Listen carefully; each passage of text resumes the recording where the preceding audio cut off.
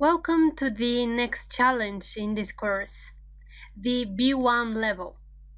And before we start with some more difficult structures and some extra explanations, it's best just to revise. And of course to include some new rules to see how everything is applied in practice. So the first 3 lectures will help you to get aware of almost everything that we have passed through so far. If you're starting the course right now, please remember this. Here, I'm not going to explain everything in details, just because there were lectures in the previous levels where everything is explained really word by word. So if you find something difficult, just find the lecture in A1 or in A2 level, watch it, and come back to it. Present simple, present continuous. In short, he, she, present simple receives s at the end of the verb. The negatives are formed with doesn't when we talk about him and her, with don't in all other persons. The question does, or respectively do, and the basic form of the verb. You use it when you speak about something which happens usually. You use it with the adverbs of frequency, always, sometimes, regularly, and so on. When you speak about something which is happening now, at the moment, you need to use present continuous. Present continuous, the other present tense that we know so far, it is formed with the ing form of the verb, and of course you don't forget the form of the verb to be. I am talking, I'm not talking. Something else important about present simple and present continuous. There are verbs which are always used in present simple only, or always used in their simple forms, is even more correctly said. Because these rules that we are discussing now about present simple and present continuous refer to past simple and past continuous as well. These, the stative verb forms, cannot be used in continuous tenses in general. Examples on the screen. It's important here to understand the logic. Verbs which express your opinion, verbs which express your thoughts, your feelings, your understanding, they are stative in English. They are not used in ing forms regardless of the context. If you want to say, I understand you now, well, that's it. You can't say I am understanding you. Now, the tense marker for present continuous is ignored in these sentences. Here they are grouped, and it's really more important to understand the logic, not to memorize the verbs themselves. Keep in mind that these are just the most common examples. There are numerous other verbs that can be added to each of these groups. So exactly because of that, please remember the logic, not the verbs themselves. The other thing that you do already know about present simple and present continuous is this. There are verbs which can be used in continuous and in simple form, and there is difference in their meaning. For example, the verb think. I think, I believe, I think you're cool. That's my opinion. So when you express opinion, you use the simple form. When you want to say that you are considering something, that you are trying to decide on something more important, then you need the continuous form of think. I'm thinking of buying a car. It's a process that is supposed to result in a decision that you will take at the end. Have, same story here. When you express possession, only simple form. When have is part of a phrase, then you can use it in continuous form. And you also remember that look and feel can be used in their continuous and their simple forms without any change in the meaning. All this said, we are going to pass through the PDF. You're doing the exercises, we are checking them together, known story. In the first exercise, you need to finish the sentences. After that, present simple, you need to fill in with the correct positive or negative form. Keep in mind the instructions here. It's not set what form you need to think it up. And after that, you need to correct the sentences, and in the last exercise, to fill in with present simple or present continuous. You see that the exercises are getting more, even a little bit more difficult. So see you in the answer section. Present simple or present continuous? Let's check your answers. So in the first exercise, you needed to finish the sentences. Your sister calls in the middle of your favorite episode. Is it important? I am watching a movie at the moment, so present continuous. You need to do a piece of writing. The music is very loud. May you turn it down? I am trying to write something. If you pay attention to the grammar in this sentence, you will see that you actually practice several structures. I'm trying, present continuous. Pay attention to the spelling. Y, ing added after that. When you add the ing form, y is never changed. Try to do something. Try plus to plus verb. And something because you have positive sentence and you speak about things. You do know a lot already, no? Okay, number 3. A friend calls you when you are at the cinema. Sorry, I can't talk now. I am at the cinema. The verb to be, present simple, present continuous, there is no difference in the form. Number 4. You want to get off the bus, but the man next to you is sitting on your gloves. Excuse me, I'm getting off. I need my gloves. I need something. Present simple because the verb need is a stative verb, so it can't receive the ing form. You can't say I'm needing. A friend wants to talk to you, but you have just started writing a letter. Can I talk to you later? I'm writing a letter now. Now, present continuous. The verb to be plus the verb plus think. Next exercise. Tom is an introvert. He doesn't know a lot of people. In general, present simple, negative. There will be free places in the restaurant. You don't need to book in advance. It's not necessary, in general. Stative verb. Is everything all right with Anne? She looks quite depressed. She looks. Again, stative verb. Present simple. Don't try to call him. His phone doesn't work. In general.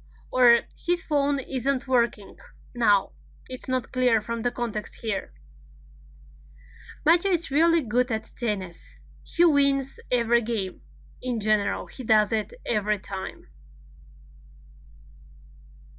After that, you need to correct the sentences.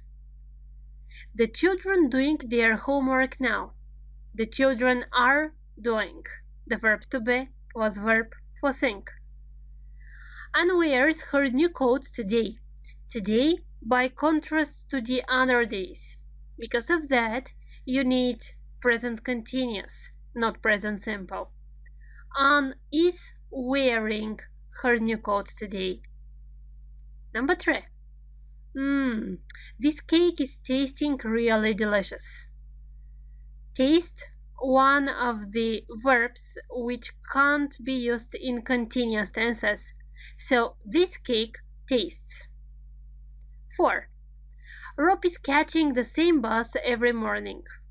Every morning, repetitive action, which means present simple. Rob catches. Then, what does this word mean? No, you can't use it on this way. The correct sentence, what does this word mean? The correct way to form a question in present simple. Hurry up, we are being late. It refers to something now, so it is present continuous. But you can't say we are being. You need to say we are. The verb to be in present simple and in present continuous is with the same form. Why? Because it can't be used in continuous tenses. We are late. And the last one, present simple or present continuous. Is Tom in? Question with the verb to be. Yes, but I think, in general, he is busy at the moment. Be in present continuous, the same as in present simple. He is doing his homework. At the moment, he is doing his homework. I am thinking of buying a car. I consider it. I am trying to reach a decision. I am thinking of buying. Why do you need to change the current one? Why do you need in general to change the current one? Your shirt looks cool. Thanks. I don't like it in fact, but I don't know why I bought it. So here you're careful about the stative verbs. 4. Why do you want to change the whole plan? Why do you want, not why are you wanting. Want, stative verb. I don't understand you. In general, stative verb. I want to improve it. That's all. So this situation is happening at the moment, but it doesn't matter because regardless of this, when you use stative verbs, you use the simple forms. Good beginning. Probably you've noticed that I started using a little bit more complicated structures. I started talking a little bit faster, just a little bit, and that will not be all the time. So if you have any problems with the speed, please use the mechanism in Udemy and just make it a little bit slower. Okay? You can regulate the speed. See you in the next video. After present simple and present continuous, of course, past tenses. And we are going to revise past simple, past continuous, past perfect. Past simple, you use it when the action is finished and it is in the past. When you speak about actions that happened one after another in the past, you use past simple as well. For example, I finished work, I went to the shop, then I came back home. Past continuous, you use it when an action is in progress in the past. The markers here, while, or something was happening when something else interrupted it and happened. Past perfect is connected with the past only, again, and you need to always associate it with two actions. The one that happened first chronologically is in past perfect. The second one, which happened after this one, is in past simple. Enough with the general talking. Let's do the exercises. PDF attached. Pause the video, do the exercises, and we are checking. The first one. Past simple or past continuous make sentences. While he was carrying the suitcase, he dropped it. The first one, in progress. While it was happening, in the middle of it, something happened. He dropped it. Dropped, double P. Why? Drop, short verb, which finishes in consonant, vowel, consonant. He broke his leg while he was playing tennis. While he was playing tennis, continuous. Why? Because it was something that was happening for a period of time in the past. While the first one was happening, something else happened. Past simple. He was drawing while I was painting. The two actions were happening simultaneously in the past. Both of them occupied a period of time. He was drawing while I was painting. His hair caught fire while he was cooking. He was cooking, an action in progress. While this one was happening, something else happened. His hair caught fire. While I was reading, the lights went off. While the first thing was happening, the first action was happening, something else happened. This second action goes in past simple, of course. Then, combine the two sentences in one, past tenses again. I took the book back after I'd read it. So what you need to be careful here, you need to express the fact that chronologically one thing happened, after that happened something else. This thing which happened first, yes, in past perfect. The other one in past simple. So first I had read it, after that I took it back. The second one. The students had already passed the test when they shared their opinion. First they passed the test, after that they shared their opinion. Tom bought a bike because he'd collected some money. First he collected the money, after that he bought the bike. The first action which happened, the first chronologically happening action, in past perfect. Okay.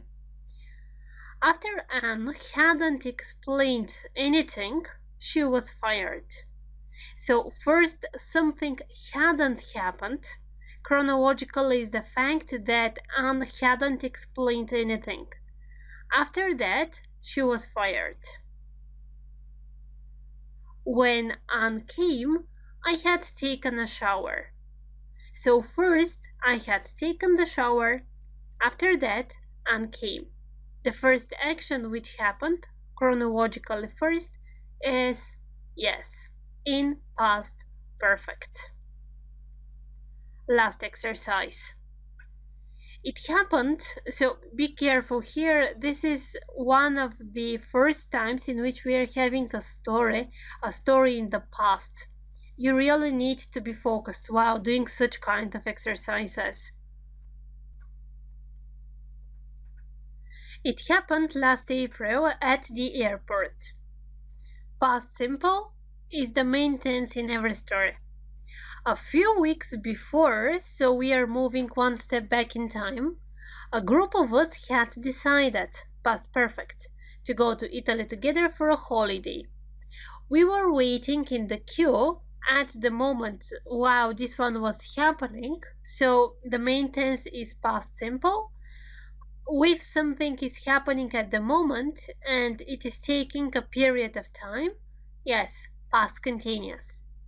We were waiting in the queue at passport control when suddenly, so the first action was in progress, we were waiting, it was interrupted.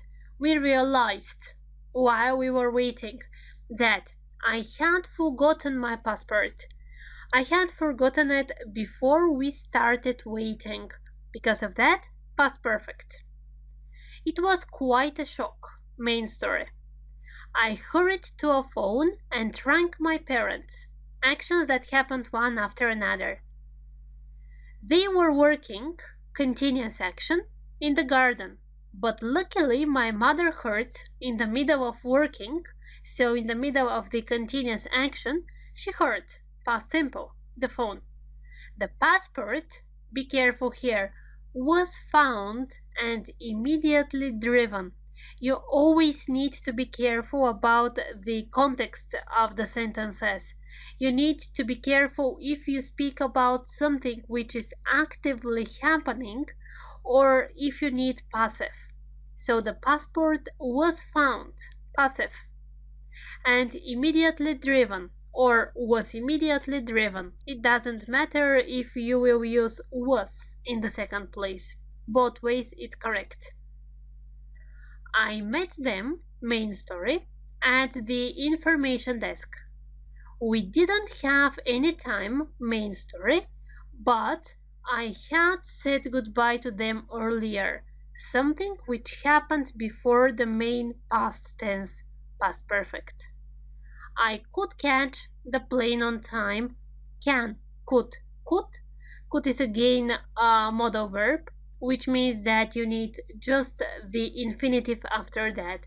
Main story, past simple. Again, you notice the exercises are getting more and more interesting. At least I like them. Great. See you in the next video where we'll be revising the future tenses. See you. After the present and the past tenses, it's time to revise what you remember from future tenses. The PDF is attached after the lecture, so please open, do the exercises. First here we are revising, after that checking everything. As we speak about the future, you need to remember that there are future tenses and there are future forms.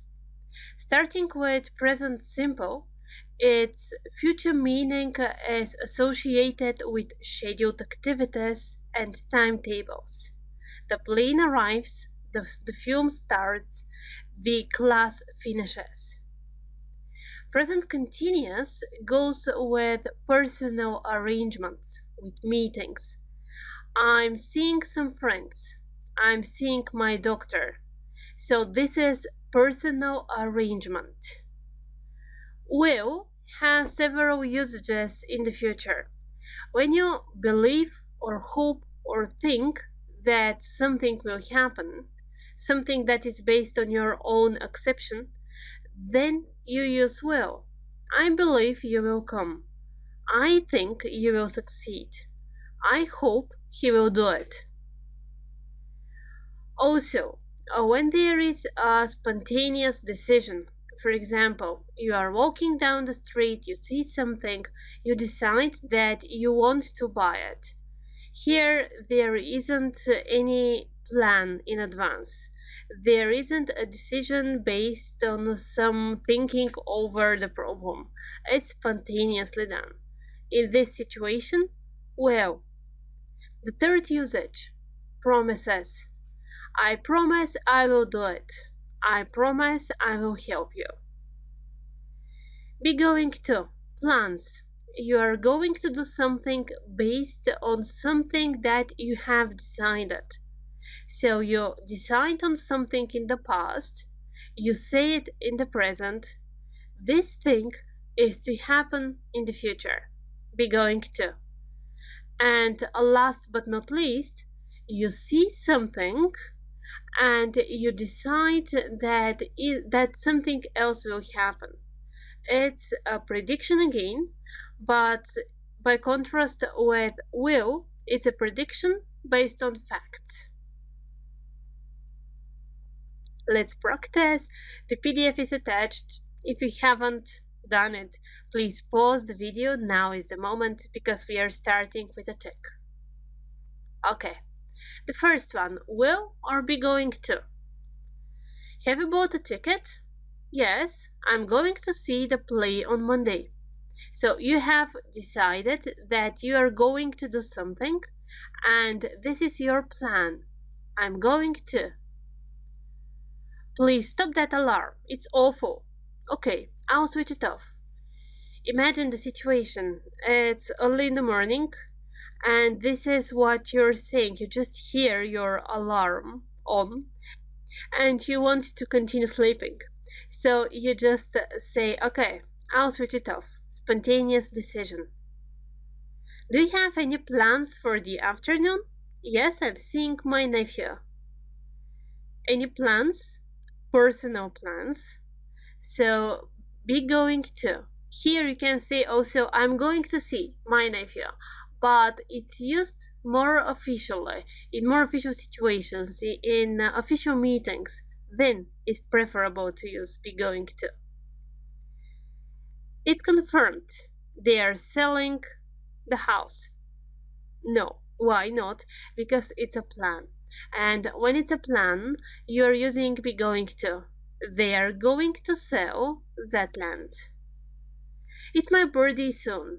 I'll be 20 on Monday. So this is something fixed. It's as a timetable. You can't do anything on this one. Oh, are you going to have a party? Do you have the plan of doing it? Correct the sentences. I'm hungry. I'm going to have something to eat. I will have.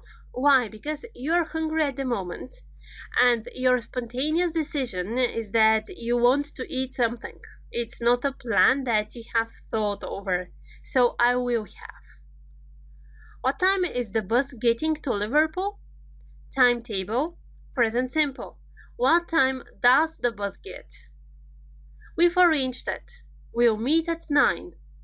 We've arranged it. Personal arrangement. Present continuous. We are meeting. It's confirmed. I work in Morocco.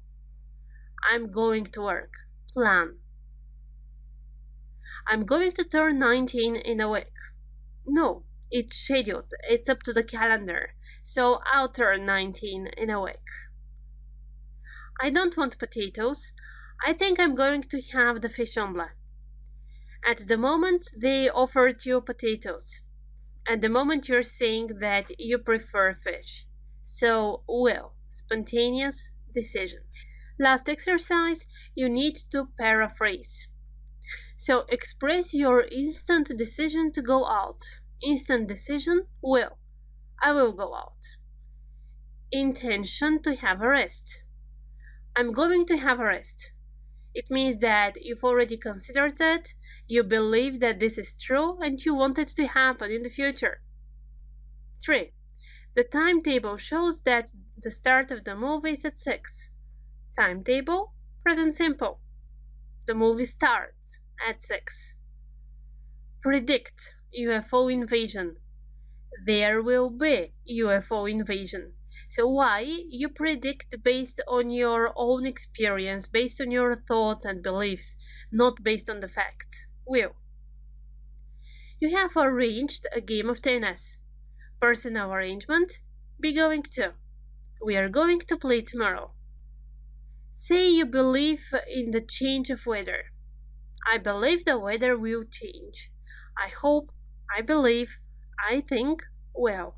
Enough for now with the revision part. Let's keep on working. Next lecture, more things to understand, to practice after that. See you. At the beginning of the previous lecture, I told you to be careful with the future, because here we speak about future tenses as well as forms and structures for expressing future activities. Well, this is what I meant. Be to, be about to. These are just structures, just indicators for the future. These are not tenses. Let's see them in practice. The minister is to arrive on Monday. Is to arrive. The Olympic Games are to take place in London. Are to take place.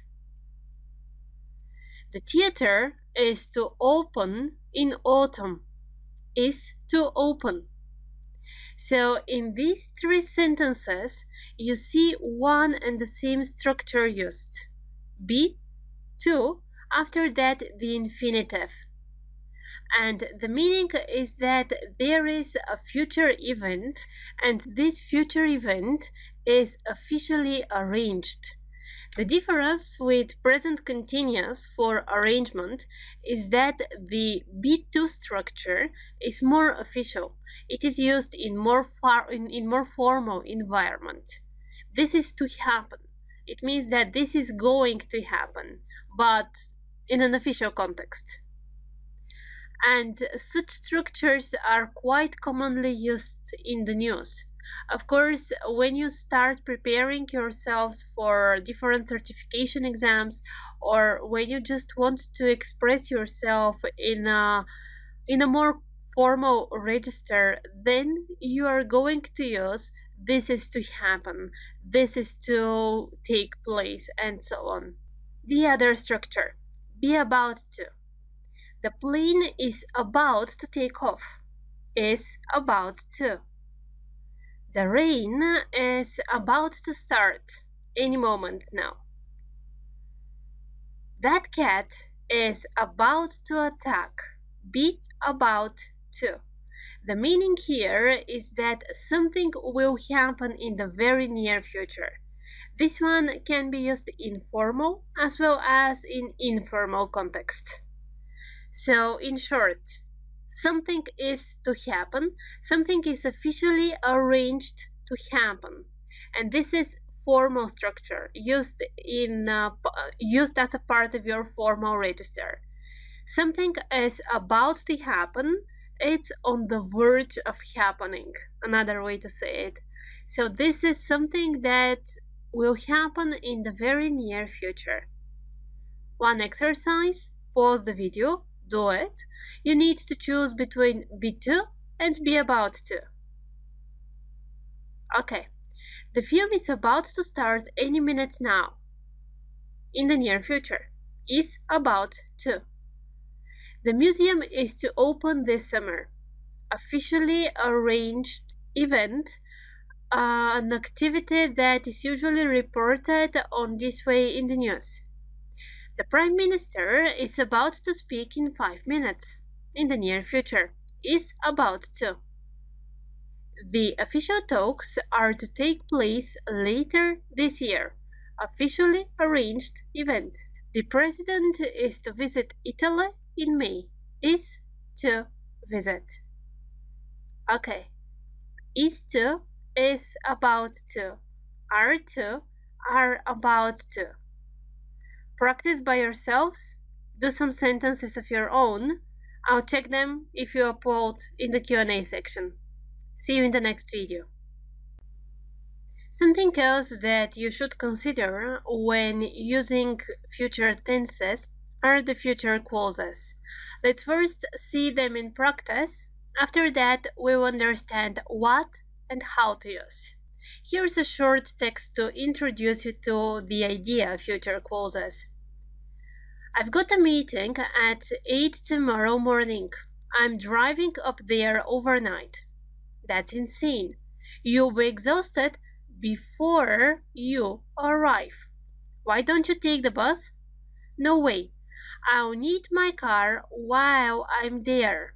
I'll sleep when I get home. So deliberately I read some parts of the text a little bit slower. These exactly are the future clauses. You'll be exhausted before you arrive. I'll need my car while I'm there. I'll sleep when I get there. Look at these three sentences. What do you notice? As structure, they are identical. So in the first part, you have will future. After that, some kind of linking. After that, pay attention, present simple. It's quite common mistake for people to say something as I'll sleep when I'll get there, or you'll be exhausted before you will arrive. No, when there is a sentence, the first part of which is in the future, after that linking comes. After the linking, you are in present simple. You don't need the future here again. Some more examples. I'm starting a job after I finish college. It's not will, but it's I'm starting, present continuous with future meaning. So it's your arrangement. I'm starting a job after I finish, not after I will finish. As soon as you understand something, the sentence here understands with the linking and present simple after that. Will we come? Future. The whole sentence refers to the future. Just the first part is the future clause. I need to go to the pharmacy before it closes. Before, after that, present simple. Practice. The PDF is attached with the exercises. Pause the video, do the exercises, and we are checking them.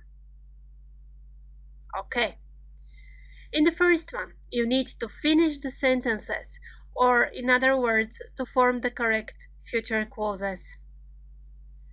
I'll be ready, future tense, as soon as, linking, he is, present simple.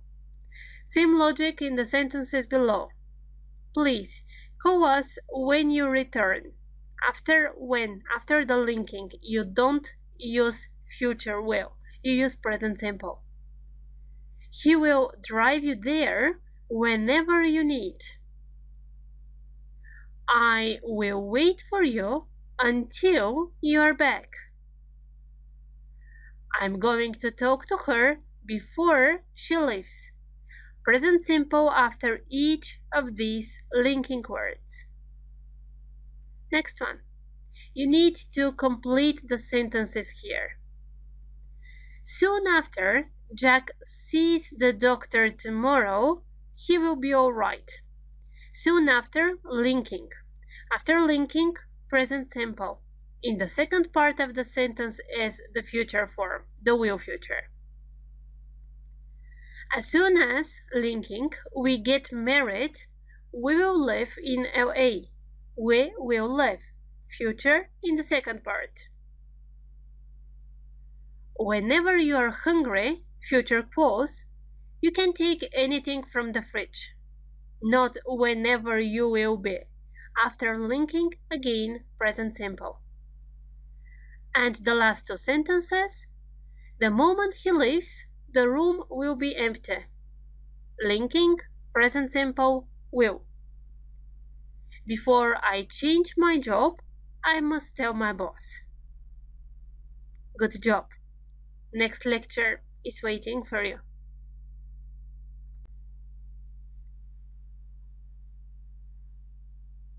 Probably you've noticed that at the beginning, after doing revision of all of the tenses that we have passed through, we didn't pay attention to present perfect. Well, the idea was that this will happen now, in the context of comparison. Before we come back to present perfect, let's learn something new. Present perfect continuous. And it's a tense that you will find quite useful in a lot of situations. So let's just check it first. I've been waiting for you for 40 minutes. I've been waiting. He's been driving all night. He's exhausted. He's been working here since March. He's been working. All of these sentences were examples for present perfect continuous. And before starting with the different usages and explanations what and how, first we are checking how it is formed. In a positive sentence, you have noticed what you need is the correct form of the auxiliary have, which means I have, you have, he, she, it has. After that, always been, always. After that, the verb was ing. Have or has, was been, was the verb with ing. These are the forms of present perfect continuous as a positive forms. Of course, there are negative and questions. To form a negative sentence, you need to add not to the auxiliary. I haven't, he hasn't. I haven't been waiting. He hasn't been waiting. It's logically it's almost the same as present perfect. I mean as structure. So the difference here, again, haven't or hasn't, then been. Been is not the marker of passive voice. Been is the marker in this tense of present perfect continuous. After that comes the verb plus ing. When you want to ask a question in present perfect continuous, what you need to do is to start with the auxiliary have. Have you been? Has he been? Present perfect continuous. Let's now pay attention to the usage. How it is formed, it's clear. I've been waiting for you for 20 minutes. I've been waiting for you for 40 minutes. He's been driving all night. He's exhausted now. Okay, the first thing that you need to remember about present perfect continuous is that it refers to a period which started in the past and which is continuing up to the moment of speaking. This is important. Period started in the past, continuing up to the moment of speaking. Imagine the first situation. The person is coming and the other one is saying, I've been waiting for you for 40 minutes so far. So, progress, something started in the past, continuing to the present. When you use present perfect continuous, here the period is important. You want to put the emphasis on the period, on the fact that it took quite a long time for the action to happen. And the action is what is important. The fact that something was continuing for over a period of time. This is what you emphasize when you use present perfect continuous. Let's do some exercises and I'm sure that it will be clearer for you in this way. Checking the PDF first. So in the first exercise, present perfect continuous with for or since. Why? I'll explain in the answer section. And the second one, you need to form sentences using present perfect continuous. Of course, to explain to yourselves why this tense is used. Good luck. See you in the answer section. Let's see present perfect continuous in practice. So, in the first exercise, you needed to fill in with the correct form of present perfect continuous plus for or since. You remember I told you that for and since are markers for present perfect and for present perfect continuous. What's the difference and how to understand in which sentence you need to use present perfect and in which one present perfect continuous, we will explain in the next video. For now, just do the exercise. Present perfect continuous plus for or since. The rules for and since are the same that you know. For, period, since, moment. Difference with present perfect again in the next video. So let's get started. Tom has been learning English for 5 years. Period. My friends have been living here since 2003. Moment. I have been waiting for Anne for 20 minutes. Period. Pete and Dan have been traveling around Australia for 6 weeks. Period. Alex has been exercising in the gym since 2 o'clock. Moment. Okay. In the next exercise, form sentences in present perfect continuous. The aims of these two exercises, again, to get used to the tense, to get used to using the forms. Kevin has been reading for 3 hours. Don't forget that you need markers here as well, markers which are not in the words given. Kevin has been reading for period. Have you been watching TV since 8 o'clock? Have you been watching present perfect continuous since moment? They have been playing cards for a long time. Have been playing present perfect continuous for period, for a long time. How long have they known each other? And be careful here. Okay, how long have they known? Not how long have they been knowing. Why? Because you know that the verb know is stative verb. Yes, I told you that stative verbs are never used in continuous tenses. Guess what? Present perfect continuous is continuous tense. So, have they known? And the last one, they have been dating since last week. They have been dating present perfect continuous since moment, since last week. Time to see the differences between present perfect and present perfect continuous, and why for and since can be used with both. See you. When you are doing a grammar exercise and the instructions are clear, for example, use present perfect or use present perfect continuous, everything is fine. But in real life, nobody is going to tell you use this tense or use that tense.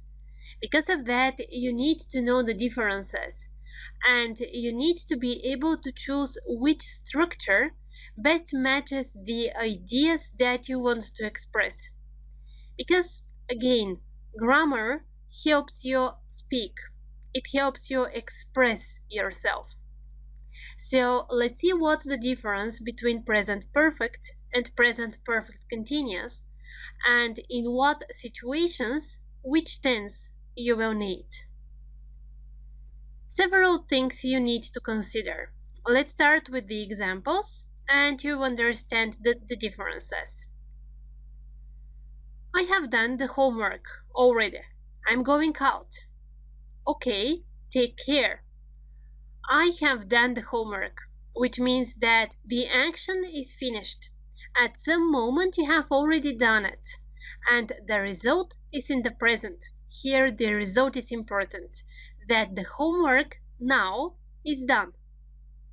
In present perfect continuous, the situation would look like this. I have been doing this homework for 3 hours now. May I go out? No, finish it first.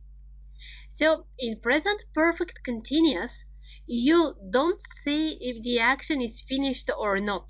The accent here is on the period. It took you a long time. I have been doing. Whether it is finished or not, it's not said. After that, how many books have you read so far? How many when you ask for a number? This is your marker for present perfect. How many? By contrast, when you ask how long and you need to answer with for, when you ask for a period, well, in this case, you need present perfect continuous. Remember these: finished action, present perfect; not finished, present perfect continuous. In present perfect, the result is important. Something happened in the past, it doesn't matter when, it doesn't matter how long it took you, and the result of this action is in the present. In present perfect continuous, the period is what matters. The fact that this has been taking a period of time. How many? Present perfect. How long? Present perfect continuous. Something else. We have known each other for 5 years. Well, this is what you need to be careful about. The dative verbs again.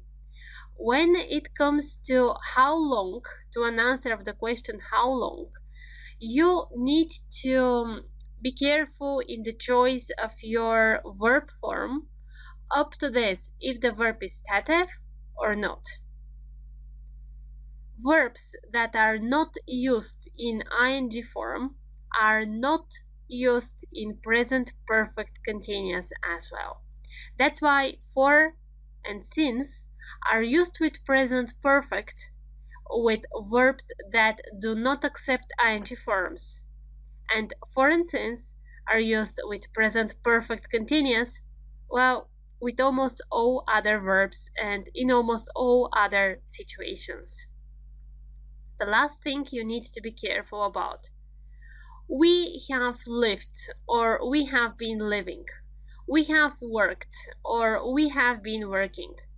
In these situations, these two verbs, in these situations, you can use whichever verb form you prefer.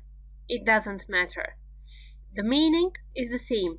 Present perfect or present perfect continuous with live and work have the same meaning. Exercises. It's only one, so pause the video, do it, and we are checking it now. Okay, present perfect or present perfect continuous. How long have you known Tom? Have you known? Why? Because you have a stative verb. It doesn't matter that it answers the question how long. You can't say how long have you been knowing. No. Number 2, you look dirty. What have you been doing all day? So the result is that you look dirty. And here is important the duration of the activity. What have you been doing? Present perfect continuous. How many times? Just the question is enough to understand that this is present perfect. So, how many times have you visited New York? How many times? And you ask about experience. Number 4, she has been learning French words for hours, but she still doesn't remember all of them. Unfinished activity. An action that started in the past and that is not still finished in the present perfect continuous, has been learning. The children have been watching videos for 2 hours. For how long? For 2 hours. As you don't have any other context here, the most logical usage is present perfect continuous. Has he been studying hard today? Has he been studying hard today? Action that took time. When the duration of the activity is important, again, present perfect continuous. My father has never smoked. Ever, never, recently, lately, markers for present perfect. You speak about experience here, so just present perfect. Okay, there will be more exercises on these, there will be more tests, so keep practicing and try to start using everything new that you learn from this course. Otherwise, you will start forgetting. So speak, write, share, ask, and let's get better together. See you in the next video. In the next mini-series of ours, we are going to speak about adverbs.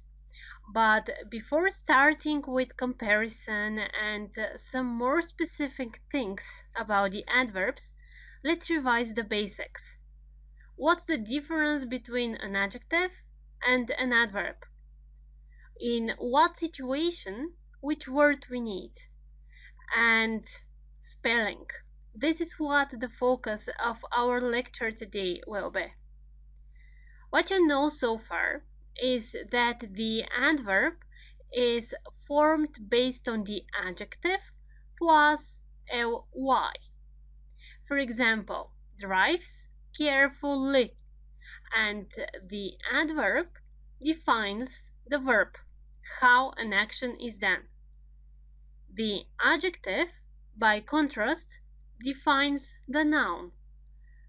What is something? How is something? Careful, driver. Careful, adjective. Drives carefully, carefully, adverb. But apart from this spelling, there are some exceptions. This is what we are describing now. So, for example, those trousers fit you nicely. French used to be widely spoken. You look lovely in that dress. You see, the adverb keeps ly when the adjective finishes in e. But there are some exceptions from the rule. It's hard to obtain truly independent advice. The company isn't wholly to blame.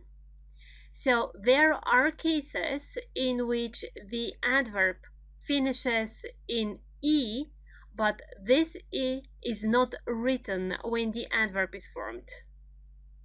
True, truly, whole, wholly. Something else. He was happily married with 2 young children. Luckily, I had some money with me. Happily, so the adjective finishes in consonant plus y.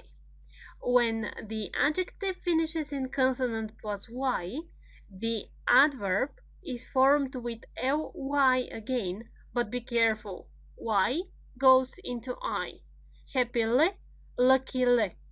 Always for these spelling rules, try to memorize the examples, not the rules themselves.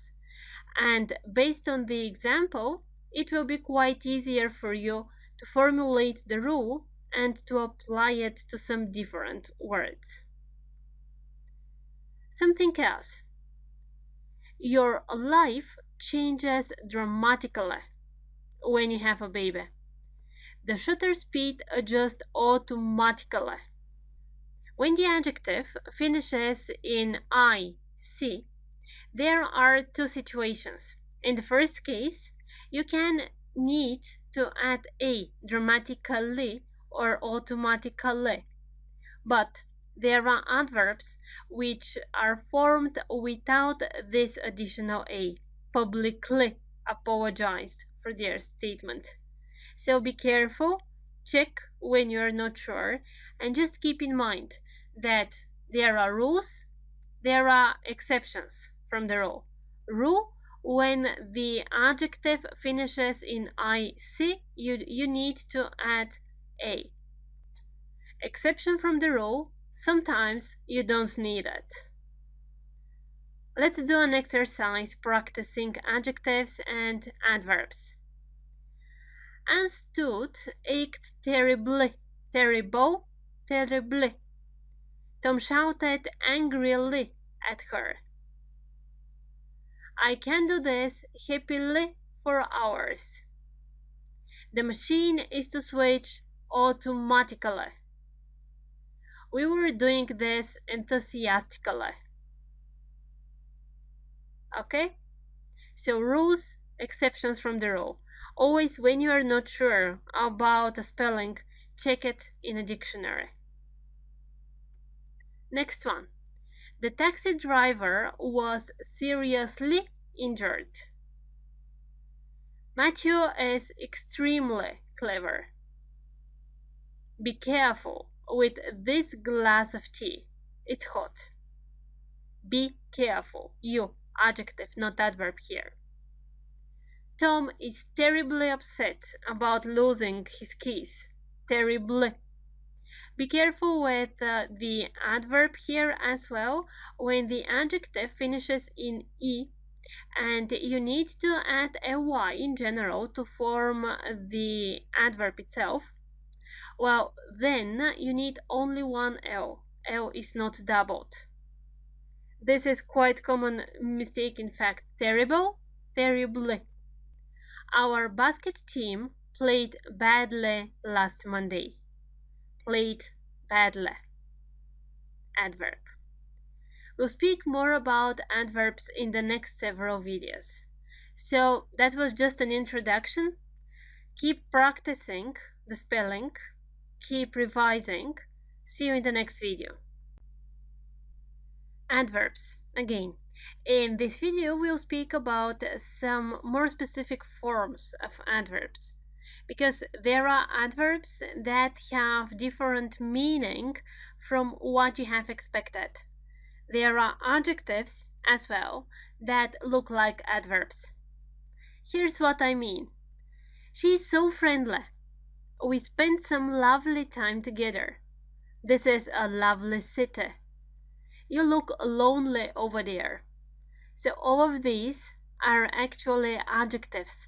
They are not adverbs, although they finish in ly, so be careful. Something else that you need to remember. We did some hard work. He worked hard. Adjective and adverb one and the same. When you want to say that the work was hard, you use the adjective. Adverb has absolutely the same form. One more example like this. I caught the fast train. He runs fast, not fastly, please. He runs fast. This will be a long talk. I was waiting for long, not for longly. Hard, fast, long. You memorize them from now. There are more, and there are more specific usages, but for now, this is enough. Hard, fast, long. One and the same forms as adjectives and as adverbs. More examples like this. Deep, early, high, low. All of these are the same as adjective and as adverb. Don't try to say longly, highly, wowly, or lily, or whatever there comes to your mind. One and the same forms. Doesn't matter if the word in the sentence is an adjective or an adverb.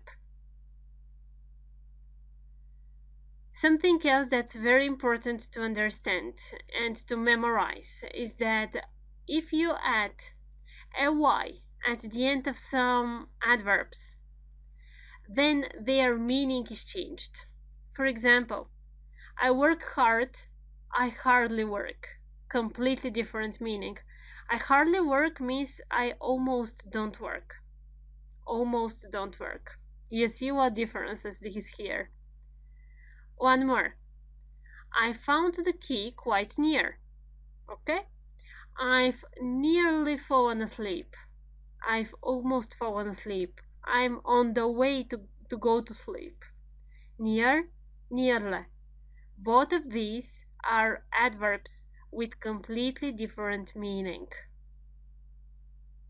He came back late. It means that it was, for example, 12 o'clock at midnight. He came back late. I've been quite disorganized lately. You see, there is nothing to do with the original meaning of late. Lately You know it. Recently, lately, yes, from there. Marker for present perfect. We entered the hall free. I can always speak to you freely. So free without paying. Adjective and adverb one and the same. Freely has completely different meaning again. It means openly, without considering what I need and what I don't need to say. Freely. Different forms. Good and well. You know this one. She's a good pianist. She plays the piano well, not goodly. I had a bad dream. I slept badly last night. You don't need here worsely or something like that. I slept badly last night. All of the examples that you had in this lecture, please write them down, the sentences I mean, and think for examples of your own. You know this one already. The best way to memorize something is to associate it with your own example. One exercise, pause the video, do it, we are checking it in a minute. Hope it was easy. The exercise is hard. It means the exercise is difficult. That was a good movie. Adjective. That was a good movie. I could hardly sleep last night. Meaning, I almost couldn't sleep. I could hardly sleep. Not hard, but hardly. She speaks Italian well. Irregular form of the adverb. Good, adjective. Well, adverb. She speaks Italian well. It's hard to say when the job will be done. It's hard to say. It's difficult to say.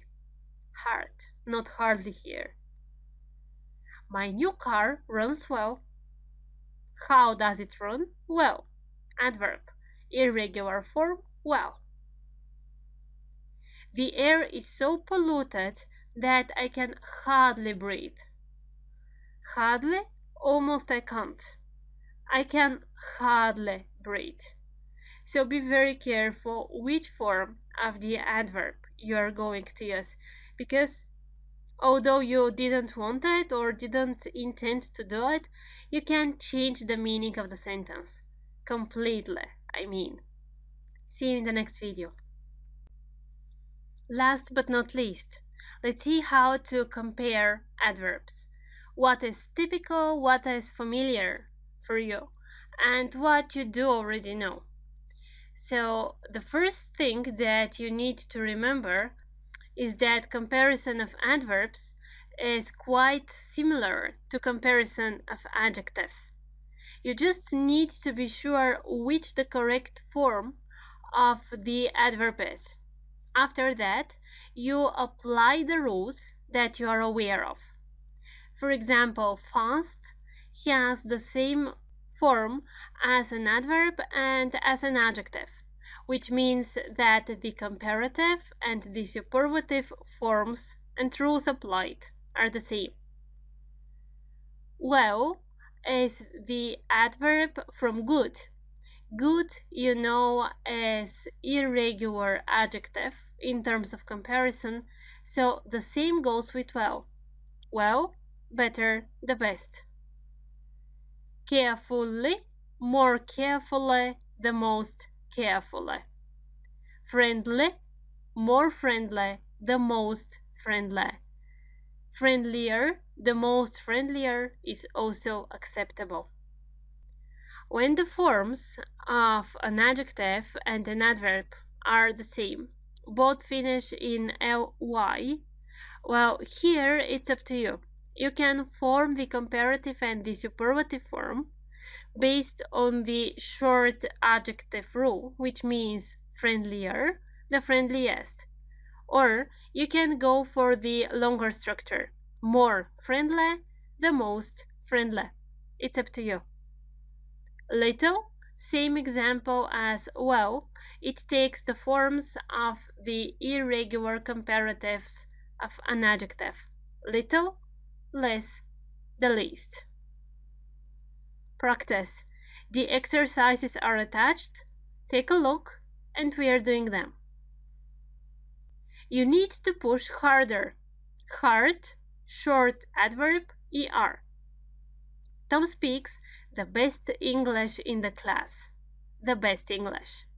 Best, the superlative form of the adjective good.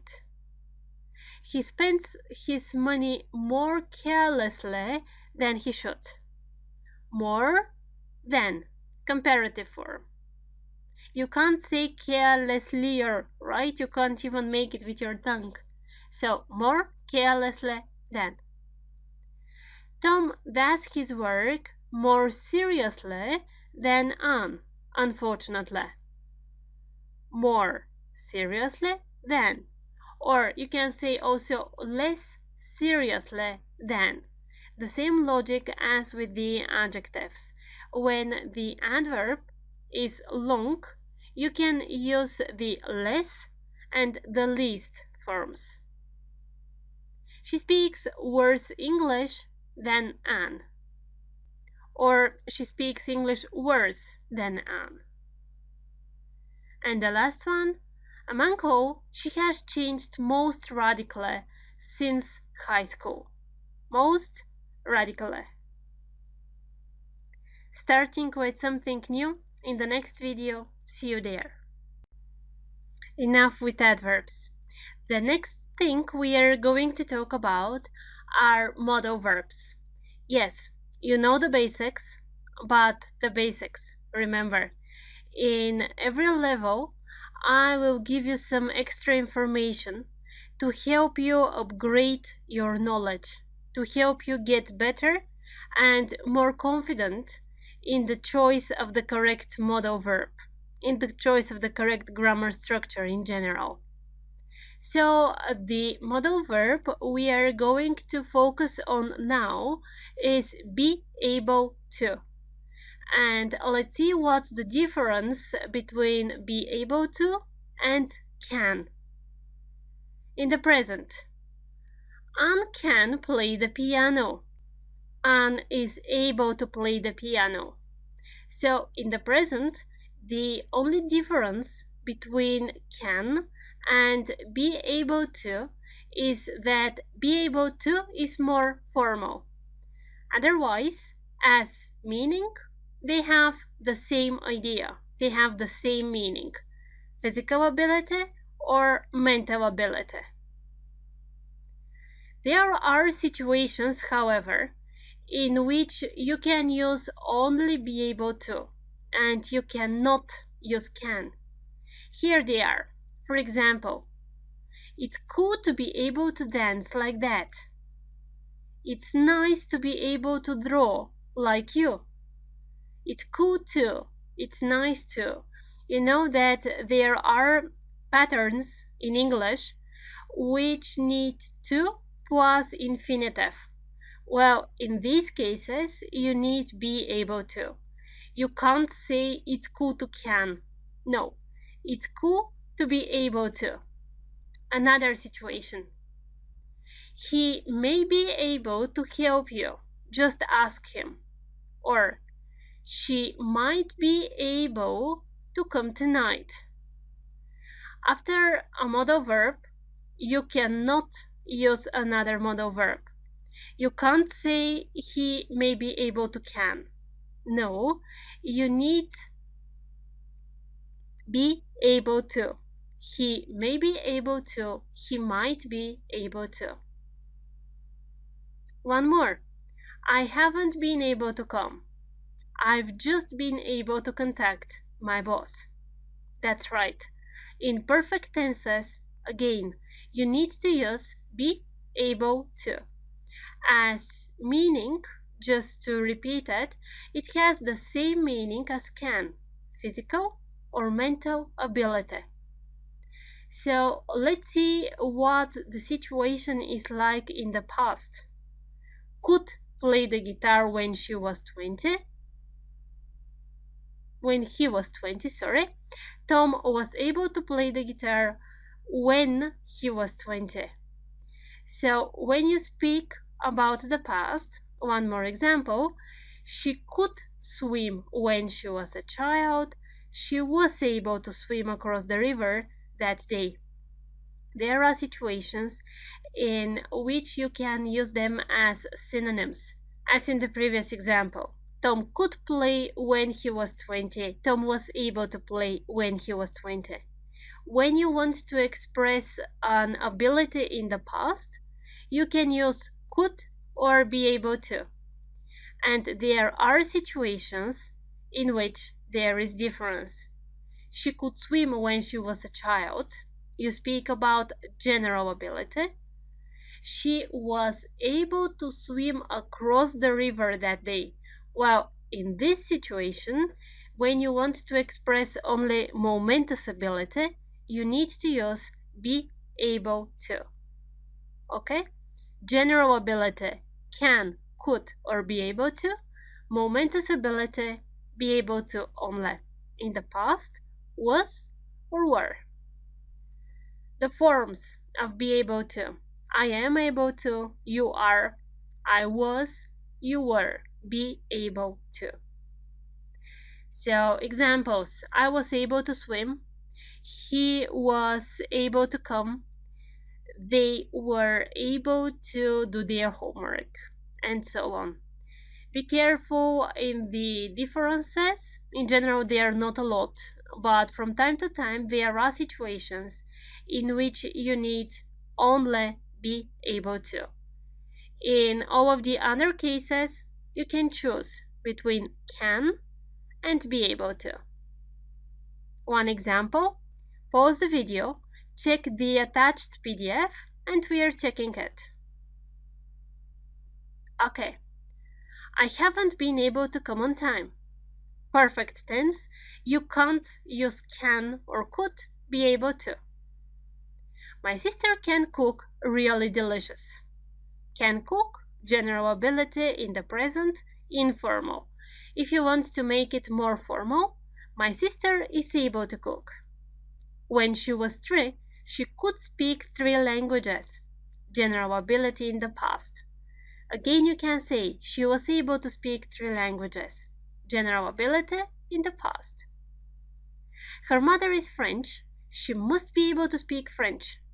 Must be able to. Modal verb plus be able to. You can't use another modal verb here. It was rainy, but they were able to finish the game. Well, only one option in this case. Be able to. When you express momentous ability, they were able to. I hope to be able to speak German soon. I really do. I hope to be able to. After to infinitive, you need only be able to. No other option here. I can do it. Trust me. General ability, present, informal context. If you want to make it more formal, I'm able to do it. Trust me. I trust you and you're really able to master English grammar. Let's keep on working on modal verbs in the next video. Our next challenge, to understand how to ask and how to give permission. So far, we know that we can do it with may as a modal verb. Well, yes, there are other ways, and yes, there are differences between these other ways. Here are some examples. Can I take a look at your notebook? Could I borrow your pen, please? May I take your pencil for a while? All of these are ways in which you can ask for permission, which means that as modal verbs, you can use can, could, or may at the beginning of the sentence. These are ways to ask for you something to be permitted. You can also give permissions. For example, can I take a look at your notebook? Of course, you can take a look whenever you want. So can is used for giving permission also. Could I borrow your pen, please? Of course, you can borrow it. Can, again, it's important. Could is not used for giving permission. May I take your pencil? Of course, you may take it. So, for giving permission, two modal verbs you remember, can and may. Could is a little bit more formal than can. That's the only difference between them, a little bit. Something else which is new as a structure for you. When there is a rule and you require permission, but permission because of the rule, here your options are can or be able to. Let's see what's this in practice. Every passenger can take a piece of hand luggage, permitted by the plane rules. Every passenger is allowed to take piece of hand luggage. Is allowed to, the same as can, when you speak about a general permission to a rule in the present. In the past, some years ago, you couldn't take any luggage. So could here is the past tense of can, and because of that, it can be used for permission. Permission by written rules. Some years ago, you couldn't. Same story goes with the new structure. Some years ago, you weren't allowed to take any hand luggage. Remember these. Can or be allowed to do something. These are the two forms that you can use when you need permission by some written or spoken rules. In the past, can becomes could, and be allowed to, which is allowed to, becomes was or were allowed to. If you speak about the future, then you use only be allowed to, will be allowed to. Passengers will be allowed to take more than a piece of hand luggage in the future. Will be allowed to.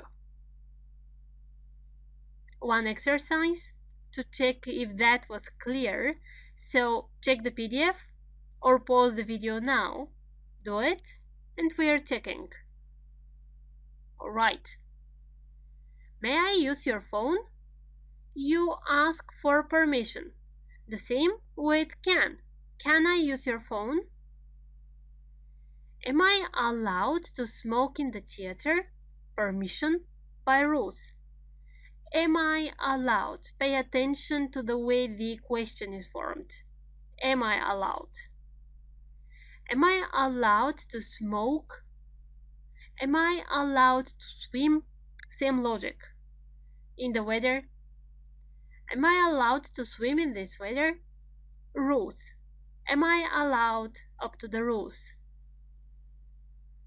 Am I allowed to ride a bike in this park? In general, up to the rules. Is there a prohibition? It's the same. May I borrow your book? It's a friend-to-friend request, asking for permission. And the last one, am I allowed to wear shorts at work? Is it written in the company rules somewhere that it's prohibited? Same logic. Am I allowed to? When you ask for permission by rules, again, you need to use be allowed to or can. In the past, were allowed to, and could. In all of the other cases, when you ask for permission, you can use may, can, or could. Could in this situation does not refer to the past, it refers to the present. Just it's a little bit more formal than can. When you want to give permission, in this case you need to use may or can. Well done. Next video is waiting for you. The next group of modal verbs that we will pay attention to are the modal verbs for deduction, or in other words, what you expect to happen, how many percent you're sure that something happened, and so on. Yes, when you hear how many percent, you know that we speak about may or might. And these are the forms that you do know already, in fact. May or might. He may come, he might come. He can come, he could come. Good. But there are two more, must and can't.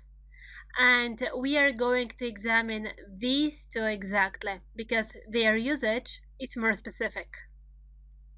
Examples. They can't live here anymore. Look at that house. They can't live. Obviously, it's not physical or mental disability here. They can't live. You can't be tired. We've just started. So, looking at these two examples, you can catch what's the common between them. Impossibility. Yes, you speak something that is impossible for something that you are sure that it's not true, something that you are sure that can't have happened, that didn't happen. Well, in this case, when you are 100% sure that something didn't happen, you use can't. Can't plus the infinitive. They can't live here because the house is dark. You can't be tired. It's impossible. We've just started. Must. Look at her. She must be pregnant. You're shining. You must be really happy. And these two situations now. She must be pregnant.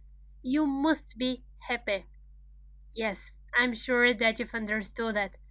Must is the opposite of can't, and the meaning is that you are 100% sure that something is true, that something happened. All of the modal verbs that you know, expressing predictions and making conclusions based on some facts so far. Starting with might, which gives you the least probability, 25%. After that are may and could. Both of them mean 50%. There is 50% something to have happened. Can, 75%. And must or can't, this is 100% possibility that something happened or didn't happen. Be careful, it's not mustn't. It's must, opposite can't. She must be at home. He can't be at home. He might come back. Okay. One exercise, check the PDF. And we are doing it together. Fill in the sentences with the correct modal verb. And why, of course. He can't come on time because of this heavy traffic, I'm sure. He can't come. It's impossible. We may go to the cinema today, but we haven't decided it yet. What about you? So here it's up to you. You can say we could, we might. It's just up to the meaning that you want to add to the sentence. Set on this way, it means that there is a 50% chance we to go or not to go. The third one. She must be at home. I can hear the music. It's obvious that there is somebody at home. You are 100% sure that something happened. She must be at home. No way, they can't be there. They are sitting on the table next to ours. So it's completely impossible this to have happened. They just can't be there. Well, that might be true, but to tell you the truth, I don't believe it at all. That might be true. It's possible to be true. There is a slight chance here. Look at the second part of the sentence. I don't believe it at all. Okay, the idea of this video and this series about modal verbs is to prove it to you again. It's important to know grammar, as these grammar structures will help you express yourselves better and give meaning to what you're saying a little bit deeper than just explaining with more and more words. Next video, see you there. Time to change the topic again. Enough with the modal verbs, we are moving to conditionals. Yes, we've studied some of them in the previous level, first and second conditional.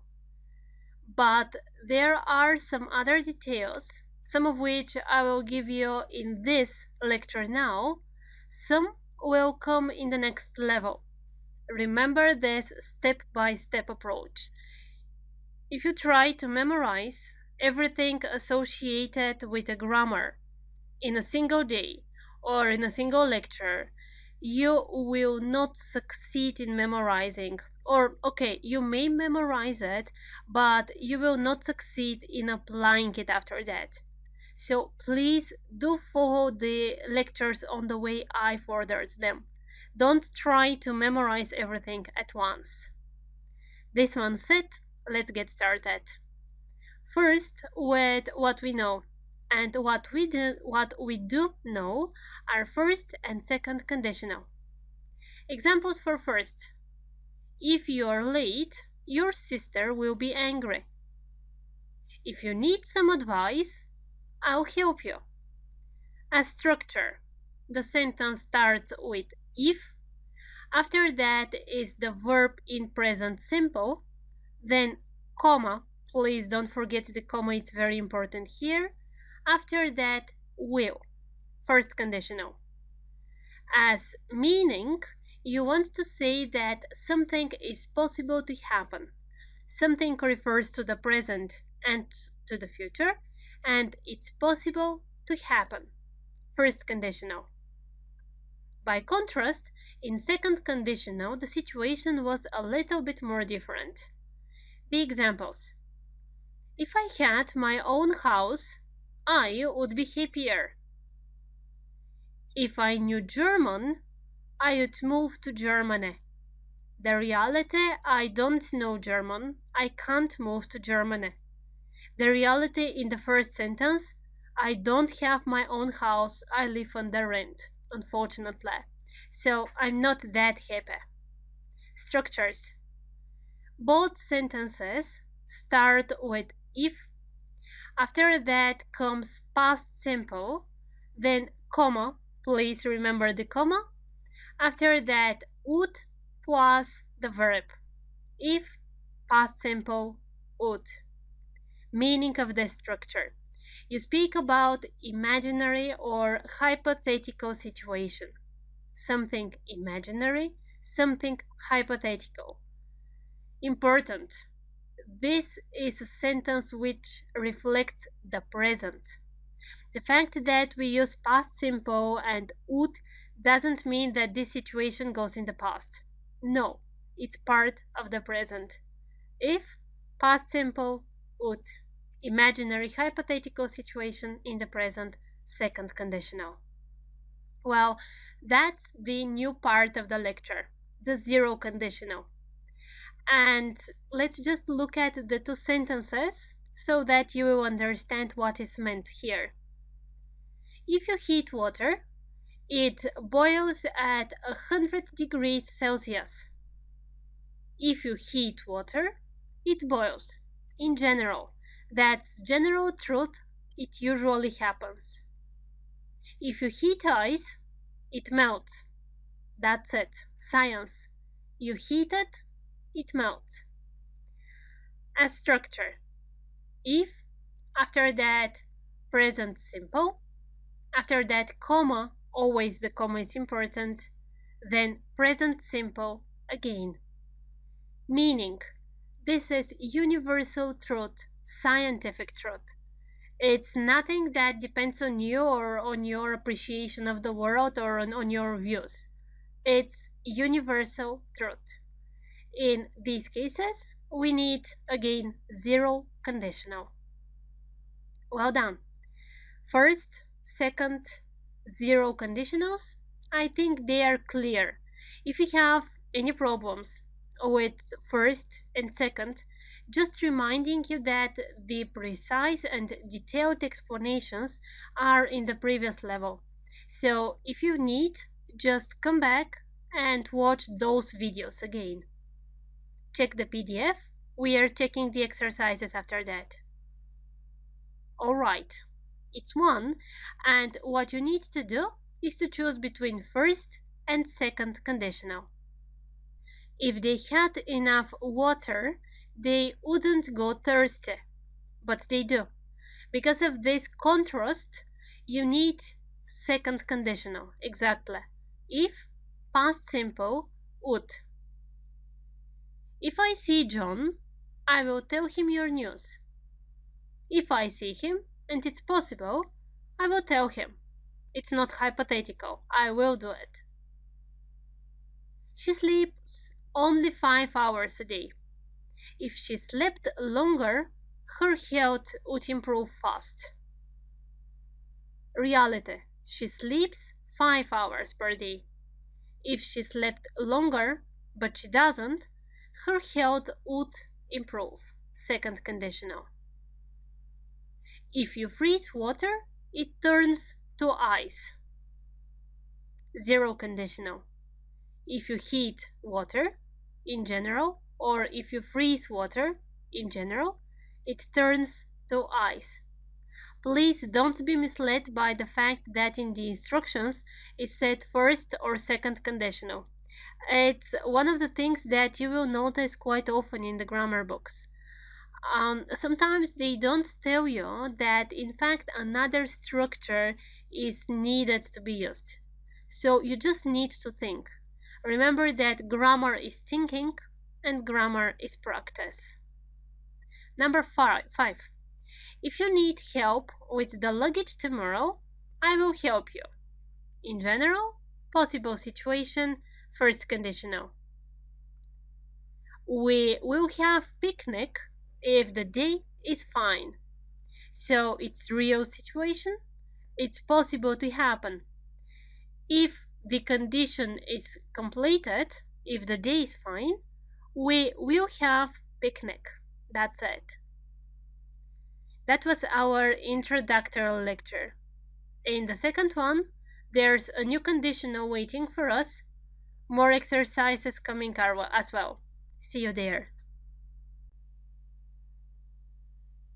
As I've promised you in the previous video, after zero, first and second conditional, it's time to understand what third conditional is. And no, that's not the end of the conditionals, but let's say that this is the last new type of conditional for this level. Okay, situations. It snowed. We made a snowman. Yesterday, it really happened. And when you want to form the conditional sentence, it would seem and look like this. If it hadn't snowed, we wouldn't have made a snowman. You are making a hypothesis about the past. If it hadn't snowed, but it did, we wouldn't have made a snowman, but we did. Another example. Tom wasn't careful. He fell yesterday. If Tom had been more careful, he wouldn't have fallen. Again, you speak about the past, yesterday, and you are making a presumption. You are talking about a hypothesis. These two sentences. If it hadn't snowed, we wouldn't have made. If Tom had been more careful, we wouldn't have fallen. As structure, each of them starts with if. After that, the tenses, please be careful. Past perfect here. past perfect after if, then comma, and after that would, have, and the third form of the verb. If, past perfect, would have, third form of the verb. When you use third conditional, you refer to a hypothetical situation in the past. Hypothetical in the past. If, past perfect, would have, done. Exercises. We are checking the PDF, the answers and the explanations in the next video. So in the first exercise, you need to form just third conditional. Imagine that all of these sentences refer to the past, so you do need third conditional and you are not thinking about this here. But you need to be careful about the way the sentences are formulated. Whether they start with if, whether they start with the second form. Idea of the exercise: to practice the grammar structure. After that, you need to rewrite sentences as conditionals. Again here, the main focus on third conditional. See you in the answer section. And time to check the exercises. Remember again, we are practicing the forms here, the usage of tenses, because it's important you not to think about the tense, but to think about the meaning. And talking about meanings, this will be the focus in our next lecture. So now, just let's see your answers. Let's check them.